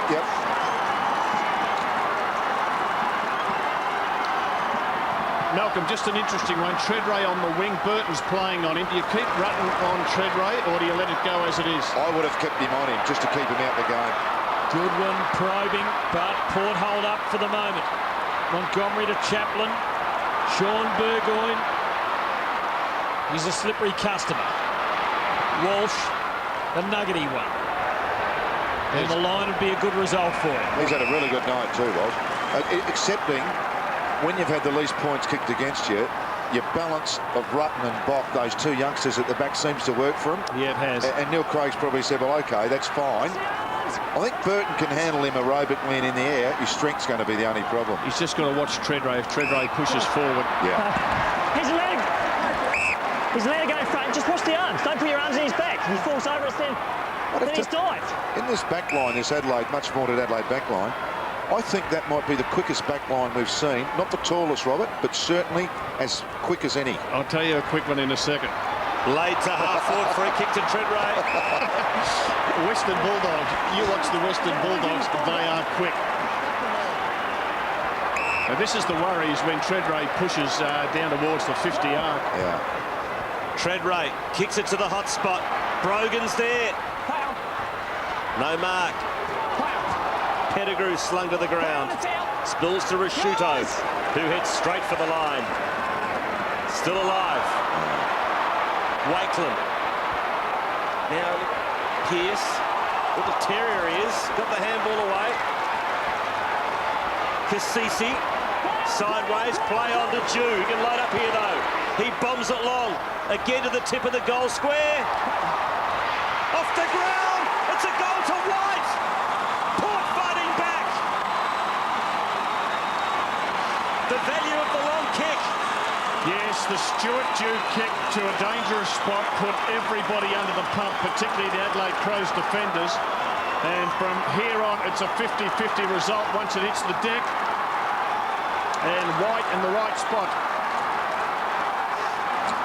Well, the fascinating thing here is that Burton's there. We know he is now, but have a look at that. Just the strength of White compared to Burton. And we saw that a bit earlier with Burton on Treadray. And Ian Perry at half forward for the Crows. He'll be exhausted. He was involved in about 5 contests out on the wing. Renewed endeavour from Port. The signs are much better. The margin back to 13. The old veteran Lade just banging it forward. Kasisi not quite able to drag McLeod down. Skipworth seeks out Biglands. Pettigrew might be able to do him on the ground. He does pretty well. Free kick, high tackle, he did very well. Free kick 16-9 Port's way. Huge. And the crowd into it now. Port rising from the dead here. Oh, and there's a man loose. It's Kasisi. Oh, and somehow he's managed to not mark it. Can he make something of it yet? Yes, he can! The margin is 7 points. This is real pressure now. Have the game under control. They have fumbled for all of this quarter, and now Port Adelaide, they've got a real sniff. And boys, the crowd lifted too. Corns fed it out to Treadray. Tackle when he didn't have it. Umpire let it go. Crows work it forward. Good trap by Henschel. Sidesteps from 50. He goes for home. It's across the face. Wakeling got held, and that's the way the umpire sees it, but advantage is paid. And the power away again is Burgoyne. Kicks to half-back. Montgomery, excellent mark. Under a fair bit of pressure from Thompson. He's got to get it moving. They've got players forward. It was a good mark. He's taken a lot of them during his pretty lengthy career. He goes in the Treadray direction. I'll tell you, this move is proving a pretty good one. Kane Corns recedes from the new wingman. Now Marnie just lost the footy. Goodwin mops it up. He's holding Adelaide together at the moment. And that's why I agree with Malcolm. I think Rutten should be moved out to play on Treadray. Don't worry about whether Treadray's on the wing. Just get on him. Third possession in this play from Goodwin. He's after Welsh. Wilson's with him all the way. He's got him. And they win the free kick. The tide is flowing Port Adelaide's way. And beautiful ball handling skills from Scott McLaren there too. He got it back. Jew. To Corns. Not much on offer. Now he stabs it into the middle and finds Wakeland. Yeah, Treadray pushing into the forward 50. Walsh provides the run, but he's run down wonderfully. But a high tackle said the umpire's coming back. It's against Mattner. Oh, the Coast Guards go berserk. Well, the momentum certainly swung Port Adelaide's way. They have to make the most of it now on the scoreboard. It's been good, this bloke.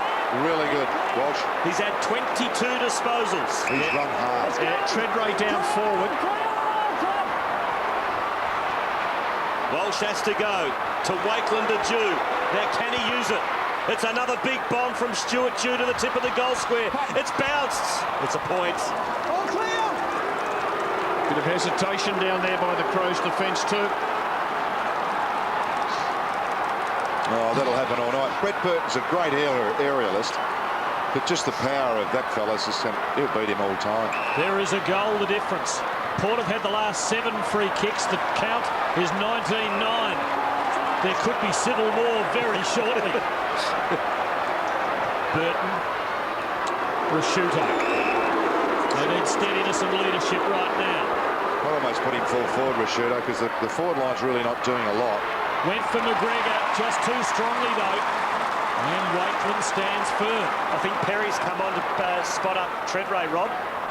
They made the change there. Yeah, that worries me because I don't know if Treadray will be able to run with him out wide. Chaplin to White. Wilson doing some running out of defence. A weary-looking Welsh trots after him. Good pass. Brogan back to Wilson. The veteran still going.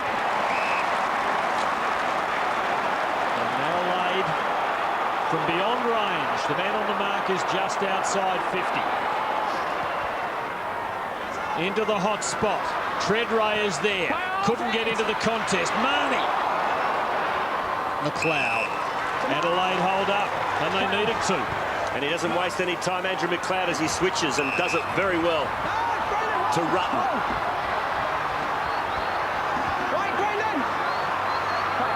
Now he plays on. Oh, gee, the handball just found Bock. Gee, they're under the pump. The Crows, I don't know what's going on since half-time. Might have had the drink spike. Anyway, Henschel's got it. Oh, Rob, you can't say that anymore. Port win it back. Chaplin to Jew, who's starting to come into the game. The Wanganeen, who switches. Wakeland, he's got support in Walsh, who's having a blinder. This is disposal 23. Back to Wakeland from a standing start. His target's Treadray, but popping in front. Not taking the mark, but winning possession. Was White to Walsh. He is on fire. He gets it to Treadray. This to even up the game, but he's gone across the face and just sneaked it home for one behind in the end.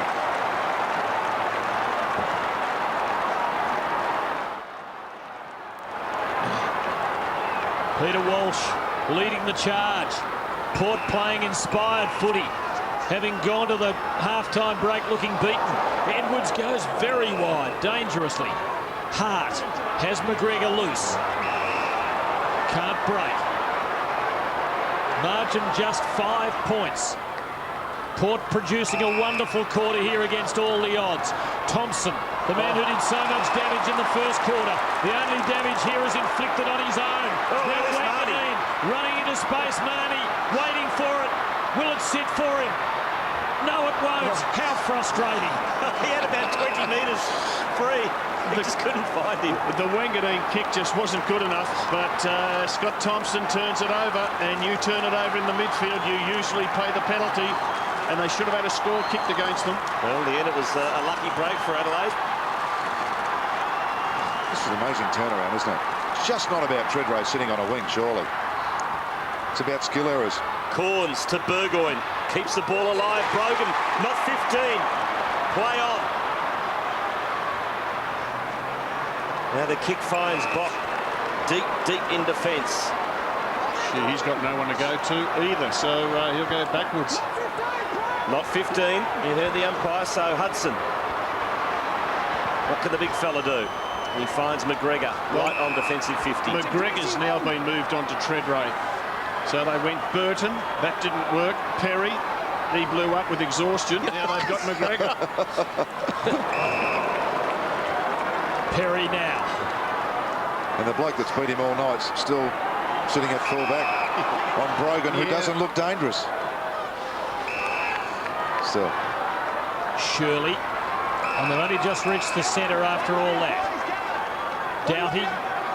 A 4-goal-to-1 quarter by Port Adelaide in a low-scoring match. John Cock. Chaplin stands in his path. Adelaide needing that steadying goal. Bassett. Gee, they've chipped it. Welsh, and he hangs on. But he's a long way out.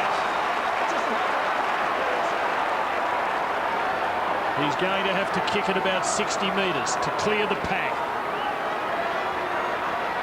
Wilson just couldn't go with him that time. Treadray's attempt to spoil, not finding much footy. Now Bassett to the hot spot. Is he a mark? No play on the call. No mark. 2 pairs of Adelaide hands involved. Good call. High tackle. Free kick. Oh, you're tricky. He got it first. Or is it? No. Looked like a mark. I thought he'd indicated a high tackle. Now Welsh, touch ball. Chaplin on his wrong side. He dallied and he's gone. I reckon the umpire is very, very pleased to be able to play a free kick there because he made a blue on the mark. You think so, Rob? I thought it looked to the naked eye that Hudson had actually touched it. Yeah, geez, that's bad awareness. Yeah. Look, the kid's only played a few games. He's very much a left-sided player, and he's just got to learn to have confidence to go on the right boot. No, stay there. That's it, Sean. Thank you. I reckon that one's holding the ball. I agree with you on that, Mel. Big kick.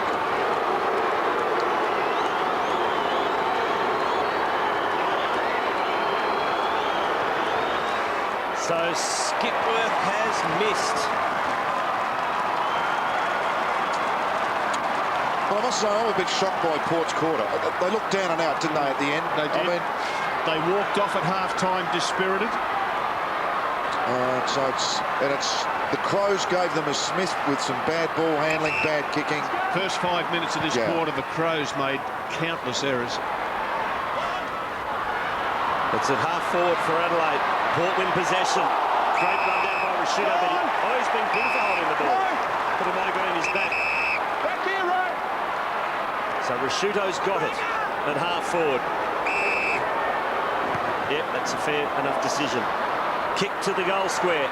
Perry works his way to the front. And a rush behind. The 4th of the night for the Crows. And that makes it an even, no it doesn't, it makes it 7 points in favour of Adelaide. Ready, but ready to come on, that's a good sign. Oh, look at all these Port players huddling out one way wide. You would suspect they're committed to go to that side now. Sean Burgoyne just dabbing it short.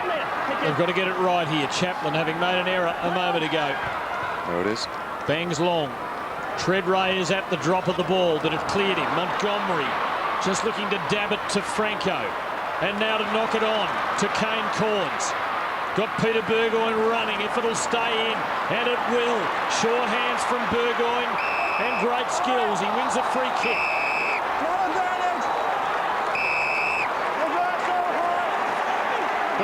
It's been reversed. Bad lapse of discipline by Burgoyne. Bassett's ball. Well, I can see 3 guys sitting alongside me here, all shaking their head at the same time. Can you believe all that? It's just undisciplined, isn't it? It is. They had the flow, they had the run, they've got the Crows on the ropes, and you just turn a definite kick to you over to the opposition. And that's why you and I aren't coaching anymore, Malcolm.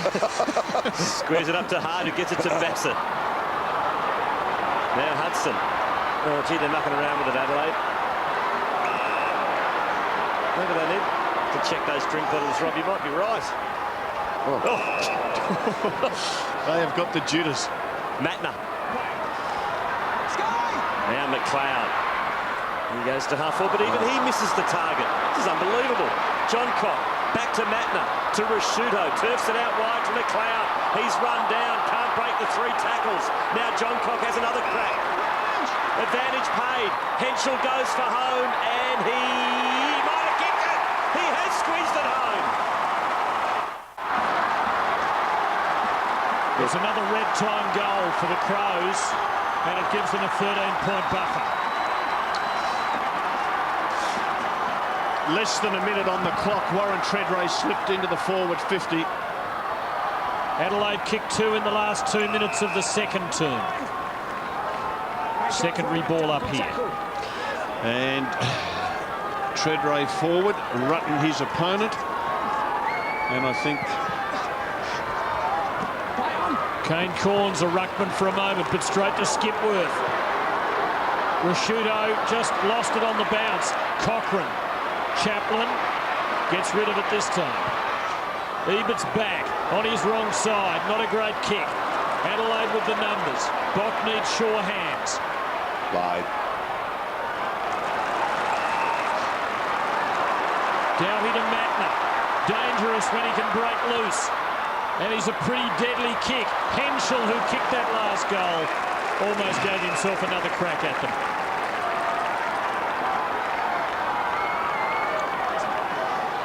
He's got a nice early jump, Henschel. Just couldn't get a hold of that one, but just needs a knee in front of him to get that touch more lift. So great fight back by the Power in that quarter. They still trail by 13 points at the last change, but we have a game, Robert and Malcolm. yes, well, 4-2, and you'd have to say that after the first 5 minutes of that quarter, when Crows fumbled, it was all Port Adelaide. They really got the ball moving. Moving this man to the wing, Malcolm, it did have some effect, because I just reckon for a while there, Neil Craig wasn't quite sure what to do. Ended up with 3 different opponents on him. Yeah, and the other thing is that they were kicking with the breeze. I know we've overlooked that probably in that quarter. Kicking into the forward line wasn't great. The ball handling wasn't great, but however, they still lead. Final change, the Crows lead the Power by 13 points.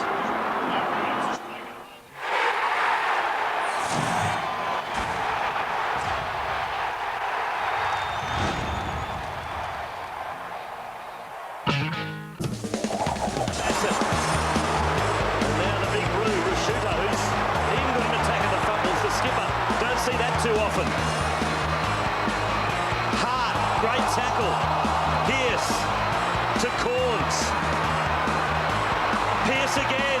Wobbles one towards goal. That's good enough. Have a look at this at 3/4 time. Desperate measures for Port Adelaide. Mark Williams leading his charges over to the Port Adelaide faithful. Right in front of the cheer squad, trying to lift his troops, gentlemen. We've seen that a few times over the years. Yes, well, it is actually a Port Adelaide home game, and that's where the Port Adelaide masses are, over there in the outer. 13 points, 68 plays, 55 in favour of the Crows. Thompson's kicked 4, Wanganeen's got a couple for Port Adelaide. As we have a look at fresh legs, which will play a vital role in this last quarter. Well, Salopek, he's got plenty of run in him, hasn't been used a lot. Josh Franco on and off the ground. Daniel Pearce, who kicked a terrific goal in the third term. So they've got a bit to come on. Fresh legs, Skipworth, little fella, he's got plenty of run. Riley's been doing tagging jobs, and also Graham Johncock. He'd have plenty of gas left, but there's the captain. He'd be pretty dirty on himself for making that fumble in the third term that ended up being a goal to Port Adelaide. We are set for a fantastic final quarter. Christy and Mark. Thanks, Stephen. Well, as you can hear, the crowd is going absolutely crazy, especially the Port Adelaide fans, as you said, after Mark Williams took the team over near the crowd. They are just going crazy. Yeah, it's a Port home game, as we know, but there's still a lot of support for the Crows, and considering the predicament that Neil Craig finds himself in, at three-quarter time, he was still pretty relaxed. Treadray starting on the wing in the distance. Burton his opponent. And McLeod's gone forward for Adelaide, who kick with the wind and make the takeaway. Shirley just scrambling it into the 50. Perry trying to bring it down to Henschel. Sean Burgoyne, who has McLeod. And Porter able to take it away in the Treadray direction. Treadray and Burton. Tough contest for the ball. Port winner. Corns. As ever, a big ball winner for Port.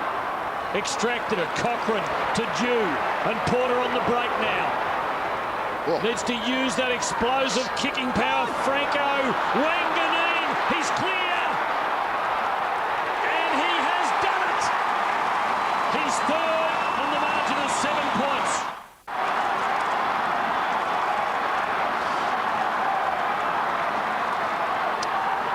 Yeah, there's the Port Adelaide forward line. They've got a cluster down there near the goal square. Neil Craig's made a move. He's got McGregor playing out on the wing on Treadray. He took Burton off. There's McGregor coming into it now. Adelaide by 7. McGregor head over the football. Caught high. Free kick. Remember, in their first round meeting, McGregor played on Treadray and played a great game. So it's... and he was well held by Wakeland. I think he's been a very good player tonight for Port. McGregor pumps it inside the 50 to Perry. Oh, Wilson got in his back. Umpire let it go. Jew again. Not much to go to. And he got as far as Shirley. And he doesn't waste the ball on this occasion as he finds Biglands. And Big Rat will go back and be kicking from 35 metres out on a slight angle. Yeah, much better finish there, and what can you do to stop that? But what had happened back further caused all that problem. Who's on the mark? He's kick one. Go out. Go out. And just a slight angle, as I said, about 35 metres out. Just to give the Crows a bit of breathing space.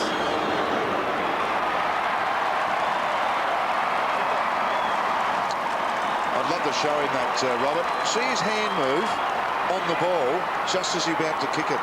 It actually was a double movement of his hand. I was actually watching his hand, see why he does miss some. If you just watch this, if we can watch this, watch his hand now, that right hand. See that go moving? Yeah. So you've always got action on the ball. You know, the best way to do it is actually try and keep it nice and neat and tidy. He might have just had the thought at the last minute as to whether it was a left foot or a right foot ball. Yeah. Horrifying prospect as you're coming in to take your shot at goal. Now, Tim, that's about stitching. It's about the stitching of the ball. But we went through all that, and Mr. Sharon said they're all perfect, so we all believe it. We'll discuss it over a beer after the match. High ball from Charlie Chaplin down in the back half for Port Adelaide. The Burgoyne boys. Wakeland. Now Dew. Gave it up a moment ago, almost at great cost, and he's found Biglands, who was the beneficiary in the end of Dew's kick to Robert Shirley a little while ago. And now here's Rashudo. He loaded up and kicked a long goal in the second quarter to this end. This time he gives it to Perry right in front. Malcolm, just the Stuart Dew kick looked as if the wind caught it a bit. And you reckon there's about a 2-goal advantage out there? Yeah, I do actually. And he was just off balance there. He didn't hit it right, so the wind will get it. Now, I'd love that. Watch this goal. Yeah, got it. Perry.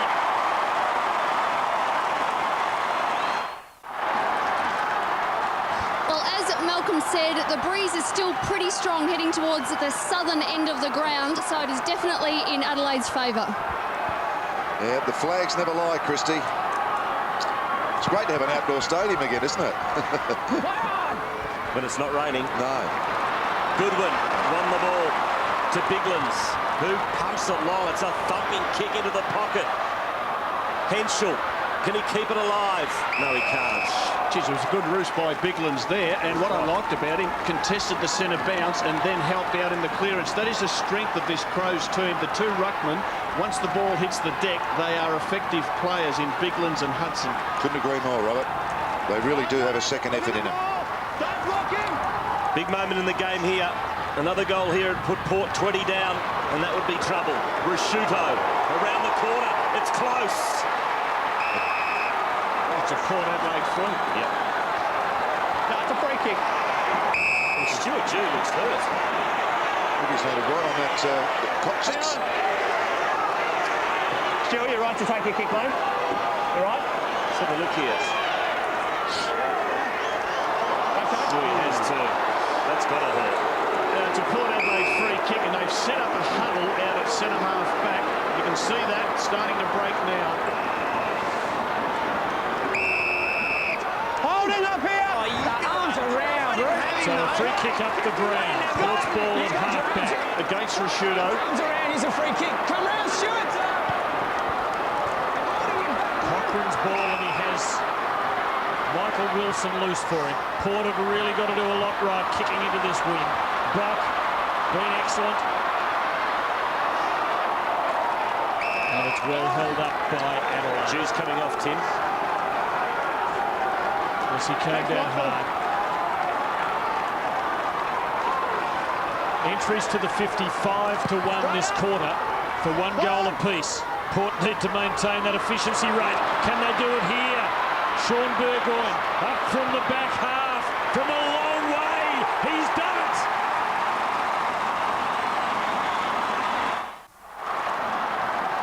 And that's how the Port Adelaide forward line is setting up. They've all gone down to the goal square. Just enormous space between the bounce of the ball and those players forward. So if they can get a break going their way, Port Adelaide, there's no one at the centre half forward position. They can run through with the footy. Crows by 8. Burgoyne, who kicked the last goal, puts the foot on the accelerator. Look at him go. Oh, he went without it. He had 2 bounces. He's muffed it up. Oh, what a mistake. Can the Crows make it count? Thompson measures the handball to Goodwin, who kicks it into the corridor. It's a beautiful kick. And boy, oh boy, what an error. What an error. What composure, though, by the Crows. We saw Rashudo out wide, square it into the middle channel. He was away. We saw Goodwin. He was well and truly away and headed for goal. Oh, dear. The only thing I liked about this, I mean, I know it's happened. Andrew McLeod was actually chasing from behind a fair way, and he got the ball back. So, I mean, it was great that he was actually chasing. Henschel's kick 1. Got the breeze behind him. From right on 50, he will kick.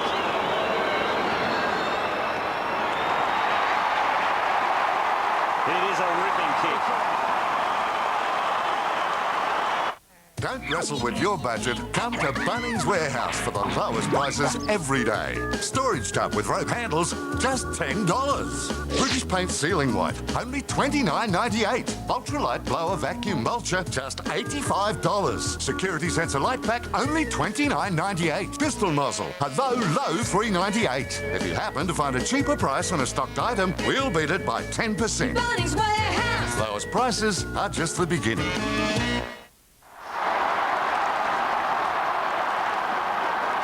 Breaker for Port Adelaide. Is it a backbreaker? Well played, Brogan. Corns. They keep on coming. They've been into their 50 twice for 2 goals. Pettigrew out position. Marnie beautifully. Franco around the corner. Brilliantly. Treadway. Great play, Franco. Franco helped set up that last goal with a handball to Montgomery, who got it over to Burgoyne and Sean. And Marnie, magnificent. Franco, smart. Good vision, wasn't it? Yep. And the centre breaks, gee, the centre breaks are so important, and Port Adelaide got that one. They've got all of their forwards deep. Has to kick this. And does. And Port aren't done with yet.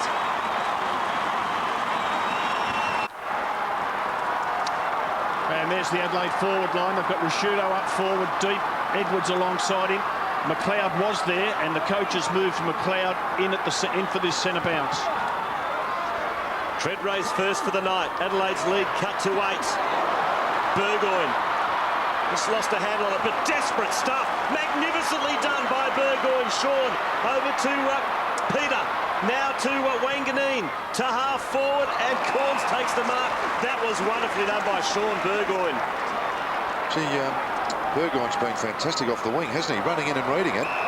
And here he is, inside 50. Matters away.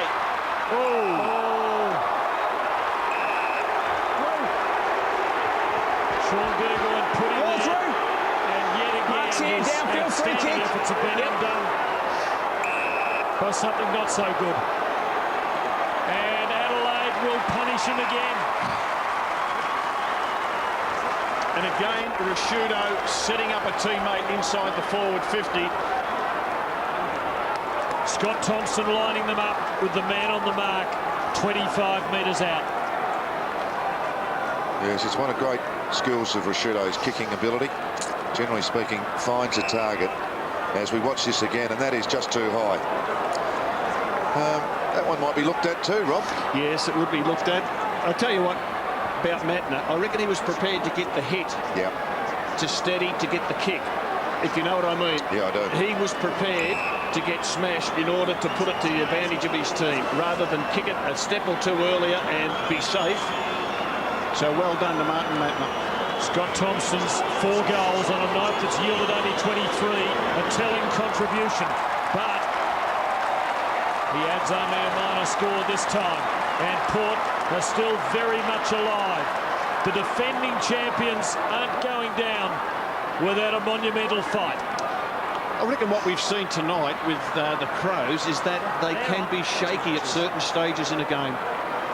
I think this is a typical game where they score in bursts, then they're very defensive. It's a very typical, consistent Adelaide performance that we've seen most of the year. Walsh kicks to a contest. Terrific mark in front. Wakeland's the man. Over to Chaplin.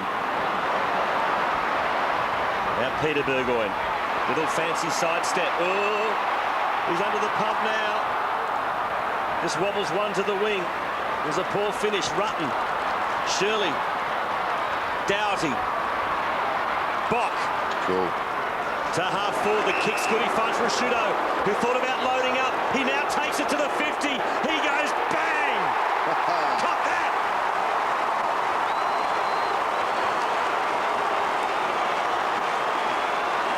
Two to the skipper. And the margin's out to 15. Tell us a bit about him, Malcolm. You coached him. He missed the first premiership, played in the second, I think. Yeah, he had bad groins, Rob, osteo, and oh, look, he's a wonderful kick, reader of the game. If you let him go, he'll hurt you like that all the time, and he can very rarely misses goals. He's a beautiful kick under pressure, and a wonderful player for the club. I just think it's been a good move by Neil Craig to position him in the forward line for this last quarter. It's just about looking beyond possibility for Port Adelaide now. They've got to kick 3 more, and they've given away a free kick. Matner's ball, still going after being semi-poleaxed a little while ago. Goodwin, a clever kick as he was met to Bassett. And Rashudo well away from goal this time. Almost halfway through the quarter. Oh, shocker. Yeah, it's a great kick. Wow. He wanted to hook it around the corner, and he just steered it too far. Pearce makes the steal and gives to Pettigrew. There's Port. Patiently work it. Their efficiency in this final quarter has been absolutely exemplary. Marnie had to wait and was in bother.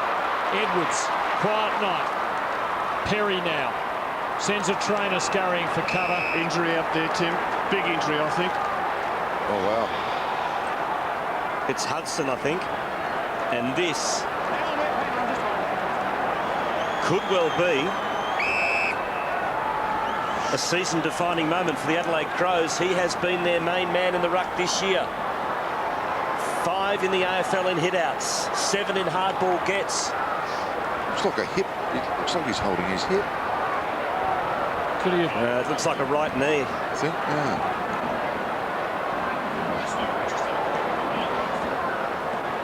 And you hate to see this.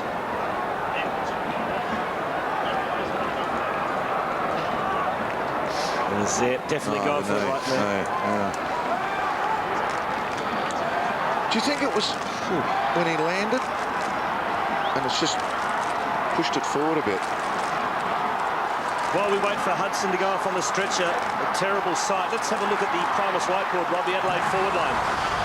Well, this is how Neil Craig set his forward line up in this all-important final quarter. And you can see Rashudo and Edwards and Thompson, three strong players who can keep the ball locked in, but they also set up, particularly Rashudo, who's set up a couple, kicked a long goal himself. Ian Perry's giving them a contest out at half forward, and Henschel's been surprisingly good, kicking a couple of goals in the second half. A terrible sight. I guess the good thing for the Crows, whilst it's terribly sad that Hudson's injured because he's had a great year, Biglands is the perfect replacement. I think you've got to extend this a bit now and say Matthew Clark, the forgotten other ruckman. He was an emergency tonight. Yeah, I noticed that, and but a different type of player. Well, Matthew Clark, who I know well because I coached him, and he was a wonderful player for a long time. He hasn't been given much opportunity. He's played one game this year. Doesn't take marks around the ground. He's probably, over his 10-year career, longer than that, been one of the best tap ruckmen, but just doesn't cover the ground. And we spoke about the great advantage of Hudson and Biglands was that when the ball hit the deck, they were a midfield type player because they got plenty of it. Matthew Clark hasn't been able to do that during his career. So it looks as if Biglands will carry the ruck and Clark might just come on and play 10 minutes a quarter if that's the way that if Hudson doesn't come up. Here's the live ladder as it stands at the moment, the top four. Eagles a couple of games clear of the Crows, who are 2 games clear of the Saints. Could it, let's not count him out, hey? It just looked as though he hit the ground. I just wondered if the hip popped, but it did look like the knee in the end, didn't it? You hope for him, don't you? 26 years of age, came from the VFL. The chance might never come again. As we said, having a terrific season. Let's hope it can continue. Almost at the halfway mark of the last quarter. Adelaide lead the power by 15 points. Here's Hudson's replacement, Biglands, in the ruck against Brogan. Franco. Kick around the corner's good. Brogan, dropped the marker, should have taken it, had time to butter up. Dished it to Treadray, who goes into the pocket. Couldn't find Pearce. Ebert's there. In the back. And there's still a look of belief in the eyes of the Port players. Good ball, Brogan arriving, got the hands onto it. Did you get a foot onto it? Did he? It's alive. It's alive. Oh, the Port players thought it scored a goal. Oh, it's got elastic band on it. We're going to see a replay at some stage of that. Bassett's ball. Oh, dear. Well, Tiger Woods would have been proud of that backspin. Gee, they cannot let this fella be free. What a lucky let-off for Adelaide. Now Biglands. Oh, don't go to ground, Franco. Son. That's a very ordinary piece of play if you're going to be #1 ruckman. Here we go. Here's Dew. Oh, he's missed it by a whisker. That's hit the post. No. Is it? Yeah, it has. I reckon the ball hit the post. Have a look. It's hit the post. It's hit the post. No, it's hit the post between the goal umpire's legs. Therefore, he can't see it. So I'll leave that all that alone. We'll have to have another look at that. There's a good reason why I couldn't see it. Doesn't matter. I got you, Malcolm. The ball's at half forward for Adelaide. Thompson, great tackle, Wanganeen. Now Peter Burgoyne. He pumps it long to the 50. Jew's there wrestling, but all by himself. It's hard to cut it off. Bassett, McGregor on the Treadray bump. Now Matner, happy to see it over. So 8.5 minutes left. Here it is. The ball bounces. Oh, just missed it. And it did. It hit the post. Oh. It's hit the post. It's hit the post, all right. And the umpire. Well, you can't say the umpire wasn't in the perfect position. Treadray climbing in. Cassisi, Corns. I think it's a shocker. That's a shocker. It is. White couldn't get there for the aerial contest. McGregor takes it safely. Don't go with the line, Robert. Just behave yourself and keep special commenting, thank you. If you've seen the ball goes between your legs and you lean up against the post, could you presume it actually touched the post? John Cock. Wow. You excuse the coincidence. To the wing. And the mark's taken by Henschel. to Perry. Still the Crows by 15. Plenty of time left. Will there be another twist in this game? Perry thumps it inside 50. Brogan, it's not hanging onto his marks. Now Kane Corns deep in defence. Now here's a break. Walsh has been excellent. He's had 24 touches. He has a couple of bounces. He works the ball forward. Now can he open them up? Peter Burgoyne, whose skills are superb. He took on and beat off Doughty with supreme confidence, but his kick's not great for Treadray. Led to the ball by McGregor. Made it a contest. Hart. Good pressure though from Port. See, Treadray did well, didn't he, to create the contest? He did. It was 3 against 1. Treadray by himself kept the ball locked in the forward 50. Well, they've got to conjure a goal from this. Ooh, that was a dangerous leap from Biglands. He could have given away a free. McLeod. Bock. Steady all night. Safe delivery, but a bad miss by Shirley. Bock arrives to help him out of the jam. And delivers pretty well for Thompson. Good effort, Montgomery reaching around him. And Walsh there to help. That is what they used to call stacks on the mill. Kane Corns, 29 disposals for Port Adelaide. Sean Burgoyne, 27. Walsh, 25 off for the Crows. 29 to Goodwin, 26 to Rasciuto. 19 each to Thompson and McLeod. Adelaide leads Port Adelaide by 15 points. Still time. Cassisi to Peter Burgoyne. Only as far as John Cock. He switches, and the mark's taken by Hart. Adelaide holding together. Goodwin finds some space, but the ball doesn't bounce for him. Wanganeen prizes it open for Sean Burgoyne. Ebert. Now Chaplin with Goodwin in some bother. Wanganeen again. Brogan. Clever kick for Walsh. A lot of space out there. Can he find a target? Franco will do. Goodwin coming off, Tim. Too far out to score. Clever kick. And Cassisi can line them up. And if he can kick this, it will keep Port alive. Let's go to Mark Haysom with a report on Hudson. Yeah, the official line from the Crows is that it is a knee strain. So at this stage, Ben Hudson with a knee strain. And Simon Goodwin, as we've just observed, has come off. Dominic Cassisi with the most important kick of the night. The man on the mark, 25 out. The angle, 45 degrees. The wind, a problem. The pressure, intense. The kick, absolutely perfect.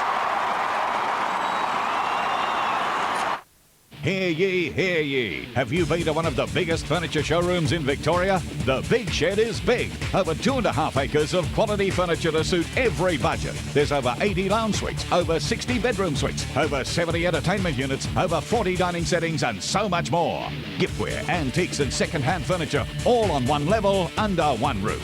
So if you want service, quality and a huge range, you have to get into the Big Shed on the corner of Carr and Fitzroy Street, South Geelong.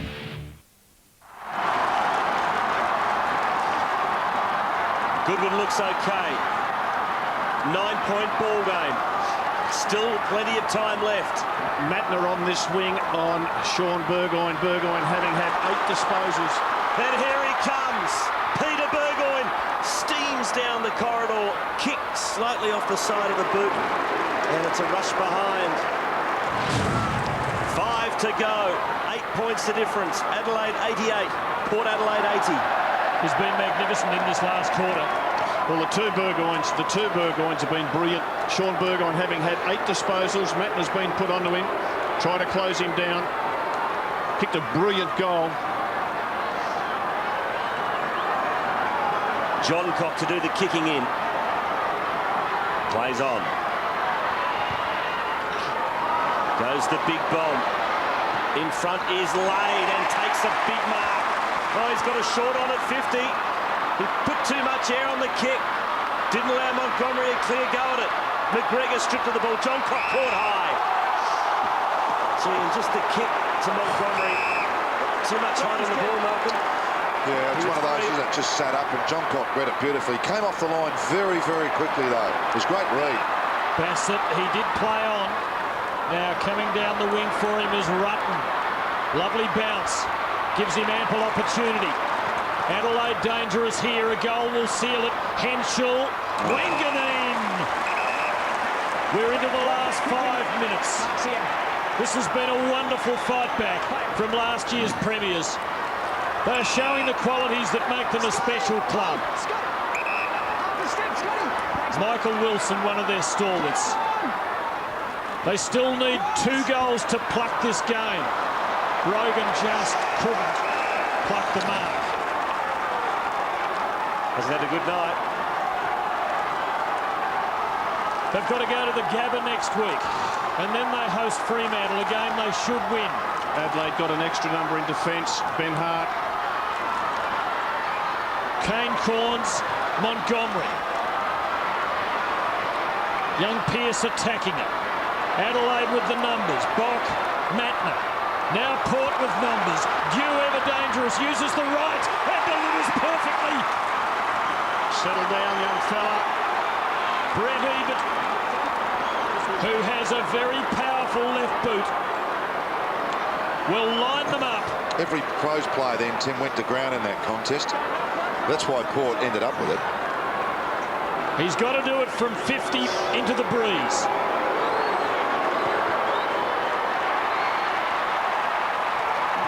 He has just missed the margin, 7 points. It's still winnable. Had a 1-pointer earlier today down at Geelong. Bit of pressure on John Cock with the kick in. Will he play on? No. He goes short to Bassett. Oh, the kick's ordinary. Corns just couldn't hang on to a difficult one. Doughty. Lucky break for Adelaide. Bassett back to John Cock. Looks for McLeod. Can't hang on to it. He's got support. This is Riley to half forward to Rashuto. And the champ takes the mark. Play on. Play on. Chaplin, his kick's partially smothered. Ricochets to Burgoyne. Dishes off to Cochrane. Got nowhere to go. Handballs inboard to Burgoyne. Hot footy. He's coughed it up. Thompson's in there. So is Brogan. Desperate stuff now. Ball yells the crowd. They're over it. Umpire still waving the arms. Play on. Ball now alive. Biglands is there. Slaps it out as far as Brogan. Now Burgoyne puts out the don't argue and kicks. Port Adelaide to half forward. But it's all Crows. But McGregor spilled the beans. Here's a chance for Ebert. He has a pinger goal. It's across the face. Can Hart get there? Yes, he can. Oh, Adelaide out of danger. Gee, if behind wouldn't have been a bad result for Port. They would have been within a kick. Perry has the footy. Oh, don't slow it down. He's just slowed it down, Tim. He had 3 or 4 options, and he missed them all. Wow. How long to go? It's Welsh up the ground in the back half. Everyone, with only 1 or 2 exceptions in the back half.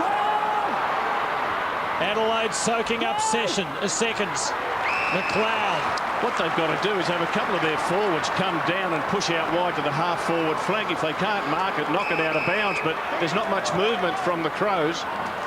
Can Port prize the ball away from them? Not here. McGregor. The injury to Hudson makes it a long quarter. But there's not a whole lot of time left. And Port have to score twice. McLeod has Goodwin as a good target. And Adelaide look as though they might be safe. Well, they've just got to keep possession. They cannot afford a turnover, and they're going to go backwards to keep possession. Well, the Power need 2 scores, and it's going to be beyond them, you think, now, as Burton marks at half forward. Got a man up, Port Adelaide. Well, they've just got to chase a leading player. I find this the biggest frustration in footy when blokes are doing this, controlling the footy like this. Burton. Oh, Biglan's almost. Now Chaplin. Geez, I've got numbers out here. Short Burgoyne squeezes the kick out. Can Corns get there in time? He's tired, but he does. Breaks the Matner tackle. But it's all Adelaide here, as taking the uncontested mark is Bassett. Adelaide players are running backwards. They want to go backwards. Bassett short to Hart. And, well, Neil Craig's seen enough at home. Adelaide get the points, but what a brave performance from Port Adelaide. They've lost no supporters tonight. That was a tremendous effort, undermanned. But Adelaide get the chocolates. They've won by 7 points. And respected by our foes. Admiration of the nation, our determination shows. We're the pride of South Australia, where the mighty Adelaide grows. Adelaide's 15th win of the season. They're in second spot and looking good. A brave performance, as I said, from Port Adelaide. Lost no fans tonight. They lost Pickett, suspended during the week. Bishop, Kingsley and Chad Corns. Half their backline all pulled out last night. They were gallant in defeat in showdown 18. But Adelaide go from strength to strength as we go down to Mark Aston. Congratulations, Mark. Yeah, it was a good win. It was a tight game like we knew it would be, but anytime you beat Port, it's a big one. Well, the bookies had you guys very short price favourites, but during the week, your coach said that we shouldn't fall for that. Well, short price favourites get done, and it's happened before. We knew we just had to be tough and hard tonight against Port. We knew they had plenty to play for. We wanted to keep second spot, and I thought we controlled the game most of the night, even though it was pretty close. And it got scrappy too, didn't it? Yeah, it did. Look, it was a bit windy out here, but the skill level probably wasn't where we want it to be, and we've just got to continue to work on that. We've still got plenty of things we can get better at, and we can do that over the next few weeks. And what was the message from Neil at three-quarter time? Oh, basically, it was just there for us to take. We had the win in the last quarter. We'd done the hard work, and it was an opportunity for us to step forward and hold second spot. Big game next week now. Yeah, they're all big. Well done. Congratulations. Thanks, Mark. Massive crowd tonight, 45,199. And they weren't disappointed. I think someone's let off a flare here. Orange smoke. Not sure what that is. But a terrific game of football, guys. It was a great contest, and it became a contest because Port Adelaide pressured the Crows in the second half in particular. And whilst they were gutsy enough to tough it out and win the Crows, they've just got to make sure that they don't have periods where they go to sleep, because I reckon we've seen that in a few of their games. But Rashudo, I thought, was magnificent in the last quarter when the game needed to be steadied and controlled. Worry, of course, is Hudson, who looks like he's got a bad knee injury. But they are taking all before them, the Adelaide Crows. 8 wins in a row, Malcolm. Great effort. I think Hudson's going to be the big story out of that. We'll take a break from Amy Stadium. We'll wrap up shortly. Tonight, the Crows home in showdown 18 against Port Adelaide. The final margin, just the 7 points.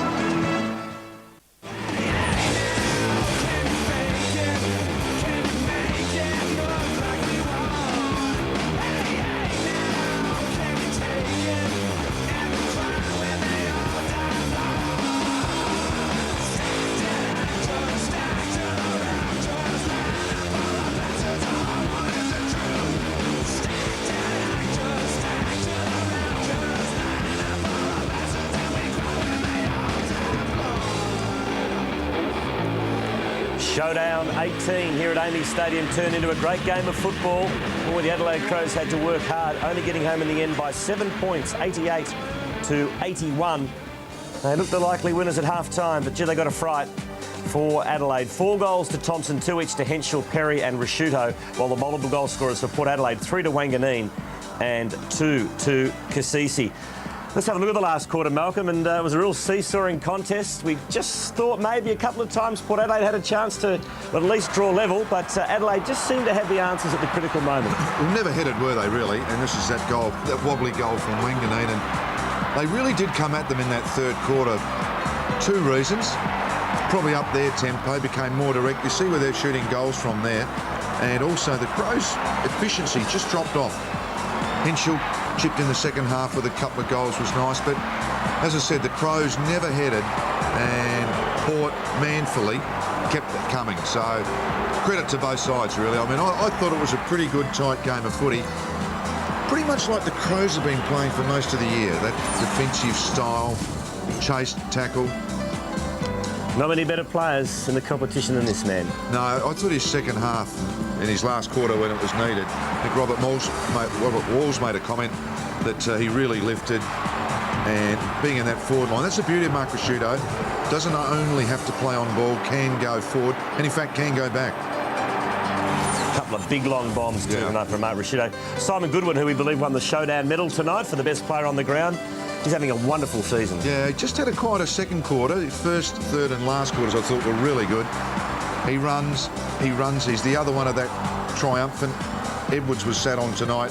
He got free and got plenty of the ball. Pretty effective with it. Had some quiet spots in the game, but still managed to pick up 30 possessions. So a very good effort, and there we see him being getting the medal, and Ricciuto getting the cup. Yep. Well, Sean Burgoyne in the last quarter had a wonderful night. Went from chocolates to boiled lollies, back to chocolates and back to boiled lollies again in the space of about 4 or 5 minutes. You know, look, yeah, and making mistakes in this game, they're magnified. You wouldn't believe now, but I reckon if you've got the ball and you do this, I reckon that's a bit of bad luck. It wasn't about quality, it was a bit about... And I reckon just keep doing it, keep trying, because one day they'll come off, and as it did in a grand final for them last year, so they shouldn't be... I wouldn't be worried about that sort of stuff. Now, this is not confirmed, but we're going to talk about Ben Hudson here. He's had a wonderful season. The story from the rooms is that perhaps he has done the ACL, the anterior cruciate ligament, which means 12 months out of the game.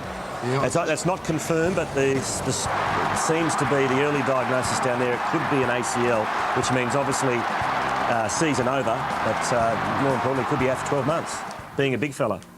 I just wonder if he's had one before. He seemed to know what was going on. He knew he was in trouble immediately, didn't he? Yeah. So I just wonder if he's actually had one before. I don't know his history on that, on an injury like that. Anyway, it's a shocking blow, not only for Hudson, but for the Adelaide Crows' premiership chances.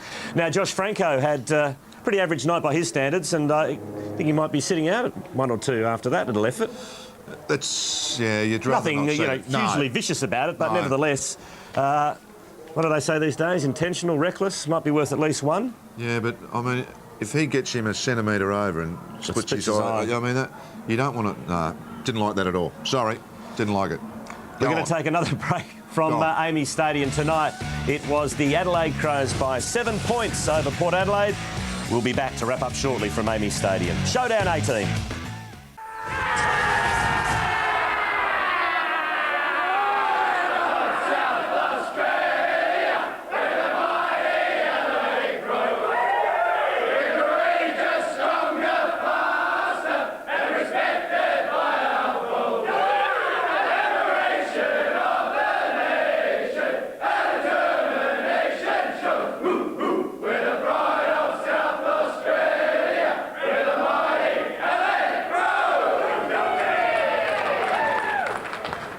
Close contest here tonight. The only man not celebrating is Ben Hudson. It looks like he may have done an ACL. That's an unconfirmed report, but his season would be over and perhaps out for 12 months, which is a terrible blow for the Adelaide Crows. There's the final score, 13-10-88 to 12-9-81. Gallant in defeat were the Power.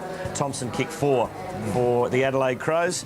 As we have a look at another match decided tonight, Malcolm, in Melbourne at the MCG, and Carlton off the bottom with a 19-15-129 victory over Collingwood, 14-10-94, 35 points the final margin.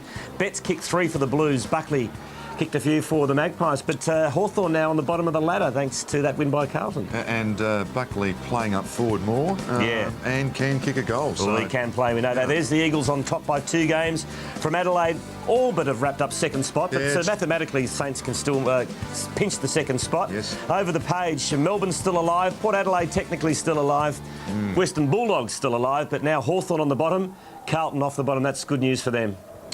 Great game here at Amy Stadium tonight. Showdown 18 has gone to the Crows by 7 points against the Power. Good night.